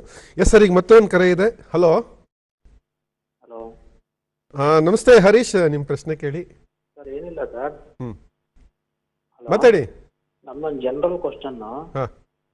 ಈಗ ಎಲ್ಲ ಟ್ರಾನ್ಸ್ಪರೆನ್ಸಿ ಅಂತ ಹೇಳ್ತಾರೆ. ಮುಂಚೆ 2017 ಇಂದ ಮುಂಚೆ ಬರೀ ಈಗ ಈ ಬರೀ CET ನಂಬರ್ ಹಾಕಿ ಅವ್ರ ತಂದೆ ತಾಯಿ ಹೆಸರು ಯಾವ ಕ್ಯಾಟಗರಿನಲ್ಲಿ ಸೀಟ್ ತಗೊಂಡ್ಯಾರೆ ಅಂತ ಹಾಕ್ತಾ ಇದ್ರು, ಡಿಸ್ಪ್ಲೇ ಮಾಡ್ತಿದ್ರು ಪ್ರತಿ ರೌಂಡಲ್ಲೂ. ಓಕೆ. ಈಗ ಒಂದು 4-5 ವರ್ಷದಿಂದ ಆ ಥರ ಮಾಡ್ತಾ ಇಲ್ಲ. ಯಾಕೆಂದ್ರೆ ಯಾರೋ ಒಬ್ಬ 2A ಕ್ಯಾಟಗರಿಯನ್ನು 2B ಕ್ಯಾಟಗರಿನಲ್ಲಿ ಸೀಟ್ ತಗೊಂತಾನೆ. ಇದು ಜನರಲ್, ಪ್ರತಿ ರೌಂಡಲ್ಲೂ ಟ್ರಾನ್ಸ್ಪರೆನ್ಸಿ ಇರಬೇಕು ಅಂತ ಯಾಕೆ ಇದೊಂದು ಮಾಡಬಾರ್ದು ಅಂತ ಸರ್. ಪ್ರತಿ ರೌಂಡ್ ನಿಮ್ ಪ್ರಶ್ನೆ ಅರ್ಥ ಆಗಿದೆ. ಹೆಸರು ಪ್ಲಸ್ ಅವನಿದು ನಿಮ್ ಪ್ರಶ್ನೆ ಅರ್ಥ ಆಗಿದೆ ಹರೀಶ್. ಓಕೆ. ಈಗ 2017ಕ್ಕಿಂತ ಮೊದಲು ಮಾಡ್ತಿದ್ರು ಈಗ ಮಾಡ್ತಿಲ್ಲ ಅಂತನ್ನುವಂಥದ್ದಲ್ಲ. ನೀವು ತಾವು ನಮ್ಮ ವೆಬ್ಸೈಟಲ್ಲಿ ಹೋಗಿ ನೋಡಿ, ವಿಶೇಷವಾಗಿ ಮೆಡಿಕಲ್ಲು, ಡೆಂಟಲ್ಲು, ಆಯುಷ್ದೆಲ್ಲ PDF ಮೆಡಿಕಲ್ಲು 10,000 ಸೀಟನ್ನು ನೀವು 10,000 ವಿದ್ಯಾರ್ಥಿಗಳದ್ದು ನಾವು ಹಾಕಿದ್ದೀವಿ. ಕಾಲೇಜ್ ವೈಸು ರ್ಯಾಂಕು, ಅವನು ಕ್ಲೈಮ್ ಮಾಡಿರೋ ಕ್ಯಾಟಗರಿ, ಅವನಿಗೆ ಅಲಾಟ್ ಆಗಿರುವಂಥದ್ದು, ಅವನದು ಫೀಸು ಎಲ್ಲನೂ ಹಾಕಿದ್ದೀವಿ. ಇದಕ್ಕೇನೆ ಪಾರದರ್ಶಕತೆ ಅಂತ ನಾವು ಮಾತಾಡ್ತಾ ಇರುವಂಥದ್ದು. ಇಂಜಿನಿಯರಿಂಗ್ ಸೀಟ್ ಬಗ್ಗೆ ಹೇಳಿದ್ರಿ ನೀವು. ನೋಡಿ, 65,000 ಇಂಜಿನಿಯರಿಂಗ್ ಸೀಟ್ ಇದೆ, 25,000ಕ್ಕಿಂತ ಹೆಚ್ಚು ನರ್ಸಿಂಗ್ ಸೀಟ್ ಇದೆ. ನೀವು ಹೇಗೆ ನಾವು ಎಲ್ಲದನ್ನು ವೆಬ್ಸೈಟಲ್ಲಿ ಏನಾದರೂ PDF ಮಾಡಿ ಹಾಕೋಕ್ಕಾಗುತ್ತಾ? ಹಾಗಲ್ಲ. ಆಮೇಲೆ ಯಾವ ವಿದ್ಯಾರ್ಥಿಗಳು 2A ಹಾಕಿದ್ದಾರೆ, SC ಹಾಕಿದ್ದಾರೆ, SC ST ಹಾಕಿದ್ದಾರೆ, ಅದನ್ನು ನಾವು ಚೇಂಜ್ ಮಾಡೋದಕ್ಕಾಗಲ್ಲ. ಯಾಕೆಂದರೆ ಸಾಫ್ಟ್ವೇರ್ ಇದೆ. ಆಮೇಲೆ ಅದು ಅಷ್ಟಕ್ಕೇನೆ ನಿಲ್ಲಲ್ಲ. ಅದು ಅಲ್ಲಿ ನಮ್ಮಲ್ಲಿ ಅಡ್ಮಿಷನ್ ಆದಮೇಲೆ ಉದಾಹರಣೆಗೆ ಇಂಜಿನಿಯರಿಂಗ್ ಅಂತಂದರೆ VTUಗೆ ಹೋಗುತ್ತೆ. SC ST ಮಕ್ಕಳು, OBC ಮಕ್ಕಳು ಅಂತಂದರೆ ಸ್ಕಾಲರ್ಶಿಪ್ಪಿಗೆ ಆಯಾ ಡಿಪಾರ್ಟ್ಮೆಂಟಿಗೆ, ಈಗ SSP ಪೋರ್ಟಲ್ಲಿಗೆ ಹೋಗುತ್ತೆ. ಎಲ್ಲ ಆನ್ಲೈನ್ ಆಗಿರುವಂಥದ್ದು. ಈಗ ಉದಾಹರಣೆಗೆ ನಾನು ಅವಾಗಲೇ ಅವರು ಪ್ರಶ್ನೆ ಕೇಳುವಾಗ ಹೇಳಿದರು, ಸರ್ SCದು RD ನಂಬರ್ನ ನೀವು ಹಾಕಿ ಅಂತ ಹೇಳ್ತಾ ಇದ್ದೀರಾ, ನಾವಿನ್ನು ಈಗ ಅಪ್ಲೈ ಮಾಡಿದ್ದೀವಿ ಅಂತ. ಹಂಗಾರೆ ಅವರು ಅದು ಹೇಳೋ ಅಗತ್ಯನೇ ಇರಲಿಲ್ಲ ಅಲ್ವಾ? ಅವ್ರೇನೋ ಒಂದು ನಂಬರ್ ಎಂಟ್ರಿ ಮಾಡ್ಬಿಡ್ಬೋದಾಗಿತ್ತಲ್ಲ SC ಅಂತ. ನೋ, ನೀವು RD ನಂಬರ್ ಅಂತಂದರೆ ತಹಶೀಲ್ದಾರ್ ಆಫೀಸಲ್ಲಿ ಏನು RD ನಂಬರ್ ಇಶ್ಯೂ ಮಾಡಿದ್ದಾರೆ, ನಮಗೆ ಮತ್ತೆ ಕಂದಾಯ ಇಲಾಖೆ ತಂತ್ರಾಂಶಕ್ಕೆ, KEA ತಂತ್ರಾಂಶಕ್ಕೆ ಇಂಟಿಗ್ರೇಷನ್ ಮಾಡಿದ್ದೀವಿ. ನೀವು ಅಲ್ಲಿ ತಹಶೀಲ್ದಾರ್ ಆಫೀಸಲ್ಲಿ ನಿಮಗೆ SCA ಸರ್ಟಿಫಿಕೇಟ್ ಇಶ್ಯೂ ಮಾಡಿದ ಮೇಲೆ ನೀವು ಅದು RD ನಂಬರ್ ಹಾಕಿದರೆ ನಿಮಗೆ ಇಶ್ಯೂ ಮಾಡಿರೋದು ಸರ್ಟಿಫಿಕೇಟು ಜೆನ್ಯೂನ್ ಇದೆ ಅಂತ ನಮ್ಮಲ್ಲಿ ಡಿಸ್ಪ್ಲೇ ಆಗುತ್ತೆ. ಉದಾಹರಣೆಗೆ ತುಂಬ ಜನ ಆ SC ABCಗೆ ಹೋಗಿ ಅಪ್ಲೈ ಮಾಡ್ತಿದ್ದಂಗೆ ನಿಮಗೊಂದು ಅಕ್ನಾಲೆಜ್ಮೆಂಟ್ ಸಿಗುತ್ತೆ, ಅದರಲ್ಲೊಂದು ನಂಬರ್ ಇರುತ್ತೆ. ಬಂದು ಅದನ್ನು ಎಂಟ್ರಿ ಮಾಡಕ್ಕೆ ಹೋದ್ರೆ ಇದು ಇನ್ವ್ಯಾಲಿಡ್ ಅಂತ ಬರ್ತಾ ಇದೆ ಅಂತ ಫೋನ್ ಮಾಡಿದ್ರು. ಹೌದು, ಯಾಕೆಂದ್ರೆ ನಿಮಗೆ ಇನ್ನೂ ಸರ್ಟಿಫಿಕೇಟ್ ಇಶ್ಯೂ ಆಗಿಲ್ಲ. ಹಾಗಾಗಿ ಏನೋ ನಂಬರ್ ಎಂಟ್ರಿ ಮಾಡಿ ನಾವು ಯಾವುದೋ ರಿಸರ್ವೇಷನ್ ತಗೊಂಡು ನಾವು ಸೀಟ್ ತಗೊಂತೀವಿ ಅನ್ನೋ ಕಾಲ ಹೋಯ್ತು ಈಗ. ಹಾಗಾಗಿ ಅಕಸ್ಮಾತ್ ನಿಮಗೆ ಜನರಲ್ ಪ್ರಶ್ನೆ ಅಂತ ಹೇಳಿದ್ರಿ, ನಿಮಗೆ ಯಾರೋ ಅಕ್ಕಪಕ್ಕದ ಮನೆಯವ್ರದ್ದು ಏನಾದರೂ ಅನುಮಾನ ಬಂದಿತ್ತು ಅಂತಂದ್ರೆ ತಾವು ಬೇಕಾದ್ರೆ RTI ಇದೆ, ತಾವು ಕೇಳ್ಬೋದು, ಎಲ್ಲ ಮಾಹಿತಿ ಸಿಗುತ್ತೆ. ಹಂಗಾಗಿ ಅದಕ್ಕೆ ಪಾರದರ್ಶಕವಾಗಿ ನಾವು ಮಾಡ್ತೀವಿ. Yes sir. ಅಂದ್ರೆ ಇದೊಂದು ಜನಸಾಮಾನ್ಯರಲ್ಲಿ ಈ ತರ ತಪ್ಪು ಕಲ್ಪನೆ ಬೇಡ. ಬಹಳ ವ್ಯವಸ್ಥಿತವಾಗಿ, ತಾಂತ್ರಿಕವಾಗಿ, ಬಹಳ ಸಮರ್ಥವಾಗಿ, ಪರಿಣಾಮಕಾರಿಯಾಗಿ KEA ಕಾರ್ಯನಿರ್ವಹಿಸ್ತಾ ಇದೆ ಅಂತ. ಈಗ ಹರೀಶ್ ಚಿತ್ರದುರ್ಗದಿಂದ ಕರೆ ಮಾಡಿದ್ದಾರೆ. ನಮಸ್ತೆ ಹರೀಶ್, ನಿಮ್ಮ ಪ್ರಶ್ನೆ ಕೇಳಿ. ಹಲೋ, ಮಾತಾಡಿ. Good evening sir. ಮಾತಾಡಿ, ನಿಮ್ಮ ಪ್ರಶ್ನೆಗೆ ಬನ್ನಿ. ಸರ್, ಈಗ KCET ಅಲ್ಲಿ ಈಗ ನಾವು ಪ್ರೀ ರೌಂಡ್ ಇಂದ ಹೋಲ್ಡ್ ಮಾಡಬೇಕು ಸೀಟ್ ಅಂದ್ರೆ ಕಾಲೇಜಲ್ಲಿ ಫೀಸ್ ಕಟ್ಟಬೇಕಾ ಸರ್? ಪ್ರೀ ರೌಂಡಿಗೆ ಹೋಲ್ಡ್ ಇಲ್ಲ, ಇಷ್ಟ ಇದ್ರೆ ಅಡ್ಮಿಷನ್ ಆಗೋದು. ಫಸ್ಟ್ ರೌಂಡಿಗೆ ಬರ್ತೀರಾ, ಫಸ್ಟ್ ರೌಂಡಲ್ಲಿ ಚಾಯ್ಸ್ 1 ಹಾಕಿದರೆ ಮಾತ್ರ ದುಡ್ಡು ಕಟ್ಟಿ ಕಾಲೇಜಿಗೆ ಹೋಗಬೇಕು. ಫಸ್ಟ್ ರೌಂಡಲ್ಲಿ 4 ಚಾಯ್ಸಸ್ ಇರುತ್ತೆ. ಚಾಯ್ಸ್ 2 ಹಾಕಿದರೆ ಹೋಲ್ಡ್ ಮಾಡಿ, ಆ ಸೀಟ್ ನಿಮಗೆ ಹೋಲ್ಡ್ ಆಗಿರುತ್ತೆ. ಸೆಕೆಂಡ್ ರೌಂಡಿಗೆ ಬರ್ತೀರಾ, ದುಡ್ಡು ಕಟ್ಟಾಗತ್ತೆ ಇಲ್ಲ. ಚಾಯ್ಸ್ 3 ಇರೋ ಕಾಲೇಜು ಇಷ್ಟ ಆಗಿಲ್ಲ, ಅದು ಡಿಲೀಟ್ ಆಗುತ್ತೆ. ಉಳಿದಿದ್ದೆಲ್ಲ ನಿಮ್ಮ ಲಾಗಿನ್ ಒಳಗಡೆ ಇರುತ್ತೆ. ತಾವು ಸೆಕೆಂಡ್ ರೌಂಡಿಗೆ ಬರ್ತೀರಾ, ನೀವು ದುಡ್ಡು ಕಟ್ಟಾಗತ್ತೆ ಇಲ್ಲ. ಚಾಯ್ಸ್ 4 ಹಾಕೋರು ನಮ್ಮ ಸಿಸ್ಟಮಿಂದ ಹೊರಗಡೆ ಹೋಗ್ತಾರೆ. ಸೆಕೆಂಡ್ ರೌಂಡಿಗೆ ಬಂದಾದ್ಮೇಲೆ ಸೆಕೆಂಡ್ ರೌಂಡಲ್ಲಿ ಮಾತ್ರ ಅಲ್ಲಿ ಸಹ ನಾವು ಹಿಂದೇನಿತ್ತು, ಮೆಡಿಕಲ್ಲು, ಡೆಂಟಲ್ಲು, ಆಯುಷ್ ಅವರಿಗೆ ಕಂಪಲ್ಸರಿ ಅಡ್ಮಿಷನ್ ಆಗಬೇಕು ಅಂತ ಇತ್ತು. ಇಂಜಿನಿಯರಿಂಗ್ ಅವರು ಹೋಲ್ಡ್ ಮಾಡಿ ದುಡ್ಡು ಕಟ್ಟಿ ಬರಬೇಕು ಅಂತಿತ್ತು. ನಾವು ಈ ಸರಿ ಏನು ಮಾಡ್ತಾ ಇದ್ದೀವಿ, ಸೆಕೆಂಡ್ ರೌಂಡಲ್ಲಿ 99% ಇನ್ಕ್ಲೂಡಿಂಗ್ ನೀಟ್ ನಾವು ಮಾಡ್ತೀವಿ. ಯಾರಿಗೆ ಸಹ ನಾವು ಹೋಲ್ಡ್ ಮಾಡೋದಕ್ಕೆ ಅವಕಾಶ ಕೊಡಲ್ಲ. ಸರ್, ಯಾಕೆ ಸರ್ ಹೋಲ್ಡ್ ಮಾಡೋದಕ್ಕೆ ಅವಕಾಶ ಕೊಡಲಿಲ್ಲ ಅಂದರೆ ಅದು ನಮಗೆ ತೊಂದರೆ ಆಗುತ್ತೆ, ಮತ್ತು ನಾವು ಥರ್ಡ್ ರೌಂಡಲ್ಲಿ ಇನ್ನೂ ಒಳ್ಳೆ ಸೀಟ್ ಏನಾದರೂ ನಮಗೆ ಸಿಕ್ಬೋದು, ಯಾರಾದರೂ ಬಿಟ್ಟು ಹೋಗ್ತಾರೆ ಬೇರೆ ರಾಜ್ಯದವರು, ಅಥವಾ ಆಲ್ ಇಂಡಿಯಾಕ್ಕೆ ಬಿಟ್ಟು ಹೋಗ್ತಾರೆ. ಅದೇ ಹೇಳ್ತಾ ಇರೋದು. ಹಿಂದೇನಿತ್ತು, ಸೆಕೆಂಡ್ ರೌಂಡಲ್ಲಿ ಅಡ್ಮಿಷನ್ ಆಗಬೇಕು, ಥರ್ಡ್ ರೌಂಡಲ್ಲಿ ನೀವು ಅಪ್ಗ್ರೇಡೇಷನಿಗೆ ಬರಂಗಿರಲಿಲ್ಲ. ನೀವು ಯಾವ ಸಿಕ್ಕಿದೆ ಮೆಡಿಕಲ್, ಡೆಂಟಲ್, ಆಯುಷ್ ಅವ್ರು ಅಲ್ಲೇ ಇರಬೇಕು. ನೀವು ನಿಮ್ಗಿಂತ ಯಾವ ಒಳ್ಳೆ ಕಾಲೇಜಲ್ಲಿ ಸೀಟ್ ಬಂದರೂ ನಿಮ್ಗಿಂತ ಕೆಳಗಿನ ರ್ಯಾಂಕ್ ಅವರಿಗೆ ಸೀಟ್ ಸಿಕ್ತಿತ್ತದು. ನಮ್ಮದು ರೂಲು, ಸಾಫ್ಟ್ವೇರು, ಇದೆಲ್ಲ ಕಾರಣಕ್ಕೆ. ಈ ಸರಿ ನಾವೇನು ಮಾಡ್ತಾ ಇದ್ದೀವಿ, ನೀವು ಥರ್ಡ್ ರೌಂಡಲ್ಲಿ ಇಂಜಿನಿಯರಿಂಗು ಅಡ್ಮಿಷನ್ ಆಗಿರ್ತೀರಾ, ಯಾವುದೋ ಒಂದು ಟಾಪ್ ಕಾಲೇಜಲ್ಲಿ ಇಂಜಿನಿಯರಿಂಗ್ ಸೀಟ್ ಖಾಲಿ ಆಯಿತು. ವೆಟರ್ನರಿ ಯಾವ ಬೀದರ್ ಕಾಲೇಜಲ್ಲಿ ಅಡ್ಮಿಷನ್ ಆಗಿರ್ತೀರಾ, ನಿಮಗೆ ಬೆಂಗಳೂರು ಕಾಲೇಜಲ್ಲಿ ಒಂದು ಸೀಟ್ ಖಾಲಿ ಆಯಿತು, ನಿಮ್ಮ ಲೆಕ್ಕದ ಪ್ರಕಾರ ಜಸ್ಟ್ ಅದು ಸೀಟ್ ನಿಮಗೆ ಸಿಗೋ ಸಾಧ್ಯತೆ ಇದೆ ಥರ್ಡ್ ರೌಂಡಲ್ಲಿ. ಎಲ್ಲರೂ ಥರ್ಡ್ ರೌಂಡಲ್ಲಿ ಅಪ್ಗ್ರೇಡೇಷನಿಗೆ ಬರ್ಬೋದು. ನಾವು third round seat matrix publish ಮಾಡ್ತೀವಿ. ನಿಮ್ಮ ಕ್ಯಾಲ್ಕುಲೇಷನ್ ಪ್ರಕಾರ ಅದು ಸೀಟು ನಿಮಗೆ ಸಿಗೋ ಸಾಧ್ಯತೆ ಇದೆ. ನೀವು ಯಾವುದೋ ಒಂದು ಕಾಲೇಜಲ್ಲಿ ಹೋಗಿ ಅಡ್ಮಿಷನ್ ಆಗಿದ್ದೀರಾ, ನೀವು ಸಹ ಅಪ್ಗ್ರೇಡೇಷನಿಗೆ ಬರ್ಬೋದು. ಸರ್ ಹೆಂಗೆ ಸರ್, ಆ ಕಾಲೇಜಲ್ಲಿ ಫೀಸ್ ಕಟ್ಟಿರ್ತೀವಿ, ನೀವು ಇಲ್ಲಿ ನಾನು ಅಪ್ಗ್ರೇಡೇಷನಿಗೆ ಬರ್ತೀನಿ, ಬೇರೆ ಕಾಲೇಜಲ್ಲಿ ಸೀಟ್ ಸಿಕ್ಬಿಡುತ್ತೆ. ನೋಡಿ, ಕಾಲೇಜ್ ಫೀಸು ನಮಗೆ ಕಟ್ತೀರಾ KEAಗೆ, ನಾವು ಕಾಲೇಜಿಗೆ ಕೊಟ್ಟಿರಲ್ಲ, ನಮ್ಮ ಜವಾಬ್ದಾರಿ ಅದು. ನೀನು ಈ ಕಾಲೇಜಿಗೆ ಹೋದರೆ, ಈ ಕಾಲೇಜಿಂದ ಬಿಟ್ಟು ಬೇರೆ ಕಾಲೇಜಿಗೆ ಹೋದರೆ ಆ ಕಾಲೇಜಿಗೆ ಕಳಿಸ್ಕೊಡೋ ಜವಾಬ್ದಾರಿ ನಮ್ಮದು, ನೀವೇನು ಚಿಂತೆ ಮಾಡಬೇಡಿ. ಕಾಲೇಜಲ್ಲಿ ಅಡ್ಮಿಷನ್ ಆದಾಗ ಏನೋ ಚೋಟ ಮೋಟ ಫೀಸ್ ಕಟ್ಸ್ಕೊಂಡಿರ್ತಾರೆ ಸರ್, ಕಾಲೇಜವ್ರು ಕೊಡ್ತಾರಾ, ಅದು ಕಾಲೇಜವ್ರು ಕೊಡ್ತೀವಿ ಅಂತ ಹೇಳಿದ್ದೀನಿ ಸರ್. ಹಂಗಾಗಿ ಏನು ಚಿಂತೆ ಮಾಡೋ ಅಗತ್ಯ ಇಲ್ಲ, ನಿಮಗೆ ಅಪ್ಗ್ರೇಡೇಷನಿಗೆ ಅವಕಾಶ ನಾವು ಕೊಡ್ತೀವಿ. ಇದು ಮಾಕ್ ಅಲಾಟ್ಮೆಂಟ್ ಎಲ್ಲ ಯಾವಾಗ, ಅಂದ್ರೆ ಅದಕ್ಕೇನಾದ್ರು ಈ ಬಾರಿ ಏನಾದ್ರು ವಿಶೇಷವಾಗಿ ಏನಾದ್ರು? ಅಲ್ಲ, ವಿಶೇಷ ಅಂತಂದ್ರೆ ಈಗ ಸುಮಾರು ಪೇರೆಂಟ್ಸು ಸರ್ ನನಗೆ ಅಗ್ರಿ ಸಿಗುತ್ತಾ, ವೆಟರ್ನರಿ ಸಿಗುತ್ತಾ, ಗೊಂದಲ ಇದೆ ಸರ್, ಕ್ಲಾರಿಟಿ ಇಲ್ಲ, ಅದಕ್ಕೋಸ್ಕರ ಕಳೆದ ವರ್ಷದ ರ್ಯಾಂಕ್ ನೋಡ್ಕೊಳ್ಳಿ ಅಂತಂದ್ವಿ. ಸರ್ ಕಳೆದ ವರ್ಷದ ರ್ಯಾಂಕ್ ತರನೇ ಈ ವರ್ಷನೇ ನೋಡಿ, ಅದಕ್ಕೆ ನೀವು ಕೇಳಿದ ಪ್ರಶ್ನೆ ಒಳ್ಳೇದು. ಮಾಕ್ ಅಲಾಟ್ಮೆಂಟ್ ಅನ್ನುವಂಥ ಒಂದು ವ್ಯವಸ್ಥೆ ನಮ್ಮಲ್ಲಿದೆ. ಉದಾಹರಣೆಗೆ ನಾನು ಆಪ್ಷನ್ ಎಂಟ್ರಿ ಒಂದು ಕಟ್ ಆಫ್ ಡೇಟ್ ಆದಮೇಲೆ ನಾನು ರಿಸಲ್ಟ್ ಅನ್ನ ರನ್ ಮಾಡಿ ಒಂದು 4 ದಿನದಲ್ಲಿ ನಿಮಗೆ ಫಸ್ಟ್ ಮಾಕ್ ರಿಸಲ್ಟ್ ಅಂತ ಕೊಡ್ತೀವಿ.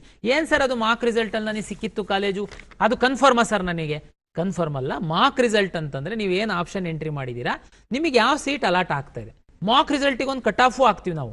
ಅವಾಗ ಉದಾಹರಣೆಗೆ ನೀವು ಯಾವುದೋ ಒಂದು ಕಾಲೇಜ್ ಮಿಸ್ ಮಾಡಿರ್ತೀರಾ, ಅಲ್ಲಿ ನಿಮ್ಗಿಂತ ಕಡಿಮೆ ರ್ಯಾಂಕ್ ಅವರಿಗೆ ಸಿಕ್ಕಿರುತ್ತೆ ಸೀಟು, ಒಂದು ವೇಳೆ ನೀವು ಹಾಕಿದರೆ ಸಿಕ್ತಿತ್ತು.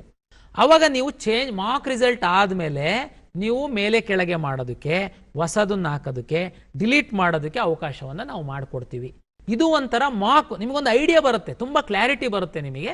ಅದಾದಮೇಲೆ ನಾವು ಫಸ್ಟ್ ಏನು ರಿಸಲ್ಟನ್ನು ಪಬ್ಲಿಷ್ ಮಾಡುವಂಥದ್ದು. ಹಾಗಾಗಿ ಮಾಕ್ ರಿಸಲ್ಟ್ ಆದಮೇಲೆ ಸಹ ನೀವು ಮೇಲೆ ಕೆಳಗೆ ಮಾಡೋದಕ್ಕೆ ಅವಕಾಶಗಳಿರುತ್ತೆ. ಇದು ಒಂದು ಒಳ್ಳೆ ವ್ಯವಸ್ಥೆ. ಸೊ ಇದನ್ನ ಪರಿಪಾಲನೆ ಮಾಡಿದ್ರೆ ಇದಾಗತ್ತೆ ಅಂತ. ಸರ್, ಈಗ ಬಹಳಷ್ಟು ಜನಕ್ಕೆ ಗೊಂದಲಗಳು, ವಿದ್ಯಾರ್ಥಿಗಳಿಗೆ ಮತ್ತು ಪೋಷಕರಿಗೆ ಗೊಂದಲಗಳಿರುವಂಥದ್ದು ಸಹಜ. ಈಗ ಕೊನೆಯದಾಗಿ ಅವ್ರಿಗೆ ಏನು ಹೇಳ್ತೀರಾ, KEA ಏನು ಅವರಿಂದ ನಿರೀಕ್ಷೆ ಮಾಡುತ್ತೆ ವಿದ್ಯಾರ್ಥಿಗಳು ಮತ್ತು ಪೋಷಕರಿಂದ ಅಂತ ಕೊನೆಯ ಮಾತು? ಕೊನೆಯ ಮಾತಾಗಿ ನಾನು ಹೇಳುವಂಥದ್ದು, ನಾವು KEA ಮುಖಾಂತರ ಅಲಾಟ್ ಮಾಡ್ತೀವಿ. ನಂದು 1 ಲಕ್ಷಕ್ಕಿಂತ ಜಾಸ್ತಿ ಇದೆ, ಆದರೆ ಒಂದು ಬಡ ಕುಟುಂಬ ಇದೆ, ನನ್ನ ಮಗಂಗೆ ಇಂಜಿನಿಯರಿಂಗ್ ಮಾಡೋ ಆಸೆ ಇತ್ತು, 1 ಲಕ್ಷಕ್ಕಿಂತ ಜಾಸ್ತಿ ಇದಿತ್ತೆ, ಸಿಗಲ್ಲ. ನೋಡಿ, ಕಳೆದ ವರ್ಷ 15,900 ಸೀಟ್ ಉಳ್ಕೊಂಡಿದೆ. ನೀವು 1 ಲಕ್ಷ ಇರಲಿ, 1.5 ಲಕ್ಷ ಇರಲಿ, 2 ಲಕ್ಷ ಇರಲಿ, ನೀವು ನಿರಾಶೆ ಆಗೋದು ಬೇಡ. ಕೆಲವರು ಇರ್ತಾರೆ, ನಮ್ಮ ಹತ್ರ ತುಂಬ ದುಡ್ಡಿದೆ, ಸುಮ್ಮನೆ ಒಂದು ಡಿಗ್ರಿ ಮಾಡಿಸ್ತೀವಿ ಅಂತನ್ನೋರು, ಸುಮ್ಮನೆ ಒಂದು ಡಿಗ್ರಿ ಮಾಡಿಸ್ತೀವಿ ನಾವು, ನಮಗೇನು ಇದು ನೌಕರಿ ಬೇಕಾಗಿಲ್ಲ ಅನ್ನೋರು, ನೀವು ಮ್ಯಾನೇಜ್ಮೆಂಟಲ್ಲಿ ಹೋಗಿ ಅಡ್ಮಿಷನ್ ಆಗಿ ಯಾವ ಬ್ರಾಂಚ್ ಬೇಕಾದರೂ ಮಾಡ್ಕೊಳ್ಳಿ, ನಂದು ವಿರೋಧ ಇಲ್ಲ. ಯಾರು ಒಂದು ಮಗು ನಾನು ಓದಿ ನನ್ನ ಕುಟುಂಬವನ್ನೇ ನಾನು ಸಾಕಬೇಕು ನಾನು ಅನ್ನುವಂಥ ಮನಸ್ಥಿತಿ ಇದ್ದರೆ, ನೀವು ಇಂಜಿನಿಯರಿಂಗಲ್ಲಿ ಎಲ್ಲ ಹೋಗ್ತಾ ಇದ್ದಾರೆ ಅಂತ ಯಾವುದೋ ಒಂದು ಬ್ರಾಂಚಿಗೆ ಹೋಗೋದಕ್ಕಿಂತ ನಾಳೆ ಯಾವುದರಲ್ಲಿ ನೌಕರಿ ಸಿಗುತ್ತೆ. ನೀವು ನೋಡಿ, ಹೋದ ವರ್ಷ ಮೆಕ್ಯಾನಿಕಲ್ಲು, ಸಿವಿಲ್ಲು, ಆಟೋಮೊಬೈಲಲ್ಲೆಲ್ಲ ಸಾಕಷ್ಟು ಸೀಟ್ಗಳು ಉಳ್ಕೊಂಡಿದ್ದಾವೆ. ನಮ್ಮ ಸರ್ಕಾರಿ ಇಂಜಿನಿಯರಿಂಗ್ ಕಾಲೇಜಲ್ಲಿ ಕೋರ್ ಬ್ರಾಂಚ್ಗಳಿಗೆ ಬರೀ 22,000 ರೂಪಾಯಿ ಫೀಸ್ ಇತ್ತು. ನೀವು ಅಂಥ ಕೋರ್ಸ್ಗಳನ್ನ ಮಾಡಿದರೆ ನಿಮಗೆ ನೌಕರಿ ಗ್ಯಾರಂಟಿಯಾಗಿ ಸಿಗುತ್ತೆ. ಹಾಗಾಗಿ ಒಟ್ರಾಸಿ ಎಲ್ಲ ಮಾಡ್ತಾರೆ ಅಂತ ಮಾಡಕ್ಕೆ ಹೋಗ್ಬೇಡಿ. ನಾಳೆ ಯಾವುದು ನಮಗೆ ಜೀವನಕ್ಕೆ ದಾರಿ ಆಗುತ್ತೆ, ನಮಗೆ ನಾಳೆ ಯಾವುದು ನೌಕರಿ ಸಿಗುತ್ತೆ, ಇದನ್ನ ಸ್ವಲ್ಪ ಸ್ಟಡಿ ಮಾಡಿ ನೀವು ನಮ್ಮಲ್ಲಿ ಆಪ್ಷನ್ ಎಂಟ್ರಿ ಮಾಡಿ. 1.5 ಲಕ್ಷ ಇದೆ, ನನಗೆ ಸೀಟೇ ಸಿಗಲ್ಲ, ಇಂಜಿನಿಯರಿಂಗೇ ಸಿಗಲ್ಲ ಅನ್ನೋ ಕನ್ಕ್ಲೂಷನಿಗೆ ಬರೋದಕ್ಕೆ ಹೋಗ್ಬೇಡಿ. ಸಿಗುತ್ತೆ, ಬ್ರಾಂಚ್ ಮೇಲೆ ವ್ಯತ್ಯಾಸ ಆಗುತ್ತೆ. ಆ ಬ್ರಾಂಚ್ ಸರ್ ಹಂಗಾರೆ ಬ್ರಾಂಚಲ್ಲಿ ಅದು ಹೋಗಿಲ್ಲ ಅಂತಂದ್ರೆ ಅದಕ್ಕೆ ಅಷ್ಟೊಂದು ಡಿಮ್ಯಾಂಡ್ ಇಲ್ಲ, ಹಂಗಿರಲ್ಲ. ಅದು ನಿಮಗೆ ಜ್ಞಾನ ಇಲ್ಲ ಅಂತನ್ನುವಂಥದ್ದು. ಎಲ್ಲ ಬ್ರಾಂಚ್ಗಳಲ್ಲೂ ಅದರದೇ ಆದಂತಹ ನಿಮ್ಮ ಸ್ಕಿಲ್ ಮೇಲೆ ನೌಕರಿಗೆ ಅವಕಾಶ ಇರುತ್ತೆ. ತಾವು ಸಮಾಧಾನವಾಗಿ ಕೆಲವರ ಹತ್ರ ತಿಳ್ಕೊಂಡು ಉದ್ಯೋಗ ಬೇಕು ನನ್ನ ಕುಟುಂಬಕ್ಕೆ ಅಂತನ್ನುವಂಥವ್ರು ಸ್ವಲ್ಪ ವಿಚಾರ ಮಾಡಿ ಆಪ್ಷನ್ ಎಂಟ್ರಿ ಮಾಡಿ ಎನ್ನುವಂಥದ್ದು ನನ್ನ ವಿನಂತಿ. ಅಂದರೆ KEA ಕೂಡ ಬಹಳ ಸ್ಪಷ್ಟವಾಗಿದೆ. ಕೌನ್ಸಿಲಿಂಗ್ ಪ್ರಕ್ರಿಯೆಯನ್ನು ಕೂಡ ಅತ್ಯಂತ ಪಾರದರ್ಶಕವಾಗಿ, ದಕ್ಷತೆಯಾಗಿ ಮತ್ತು ರಚನಾತ್ಮಕವಾಗಿ ನಡೆಸೋದಕ್ಕೆ ಎಲ್ಲ ರೀತಿಯ ಸಿದ್ಧತೆಗಳನ್ನು ಕೂಡ KEA ಕೈಗೊಂಡಿದೆ. ಸೊ ಅದನ್ನು KEA ಅಂದರೆ ನಿಮ್ಮ ವೆಬ್ಸೈಟಲ್ಲಿ ನೀವು ಸೂಕ್ತ ರೀತಿಯಲ್ಲಿ ದಾಖಲೆ ಮಾಡಿ ನಿಮ್ಮ ಆಯ್ಕೆಯನ್ನು, ನಿಮ್ಮ ಹಕ್ಕನ್ನು ನೀವು ಪಡ್ಕೊಳ್ಳಿ ಅಂತ ನೀವು ಹೇಳ್ತಾ ಇದ್ದೀರಾ. ನೀವು ಕಾರ್ಯಕ್ರಮಕ್ಕೆ ಬಂದು ಇಷ್ಟೊತ್ತು ಬಹಳ ಅಮೂಲ್ಯವಾದ ಮಾಹಿತಿಯನ್ನು ಬಿಡುವಿಲ್ಲದ ಒಂದು ಚಟುವಟಿಕೆ ನಡುವೆನೂ ಕೂಡ ನೀವು ಬಂದು ನಮ್ಮ ಜೊತೆ ನೀವು ಸಮಯ ಕಳೆದಿದ್ದೀರಾ. ನಮ್ಮ ವೀಕ್ಷಕರ ಪರವಾಗಿ, ಚಂದನ ವಾಹಿನಿ ಪರವಾಗಿ ನಿಮಗೆ ಅನಂತ ಧನ್ಯವಾದಗಳು. ನಮಸ್ಕಾರ.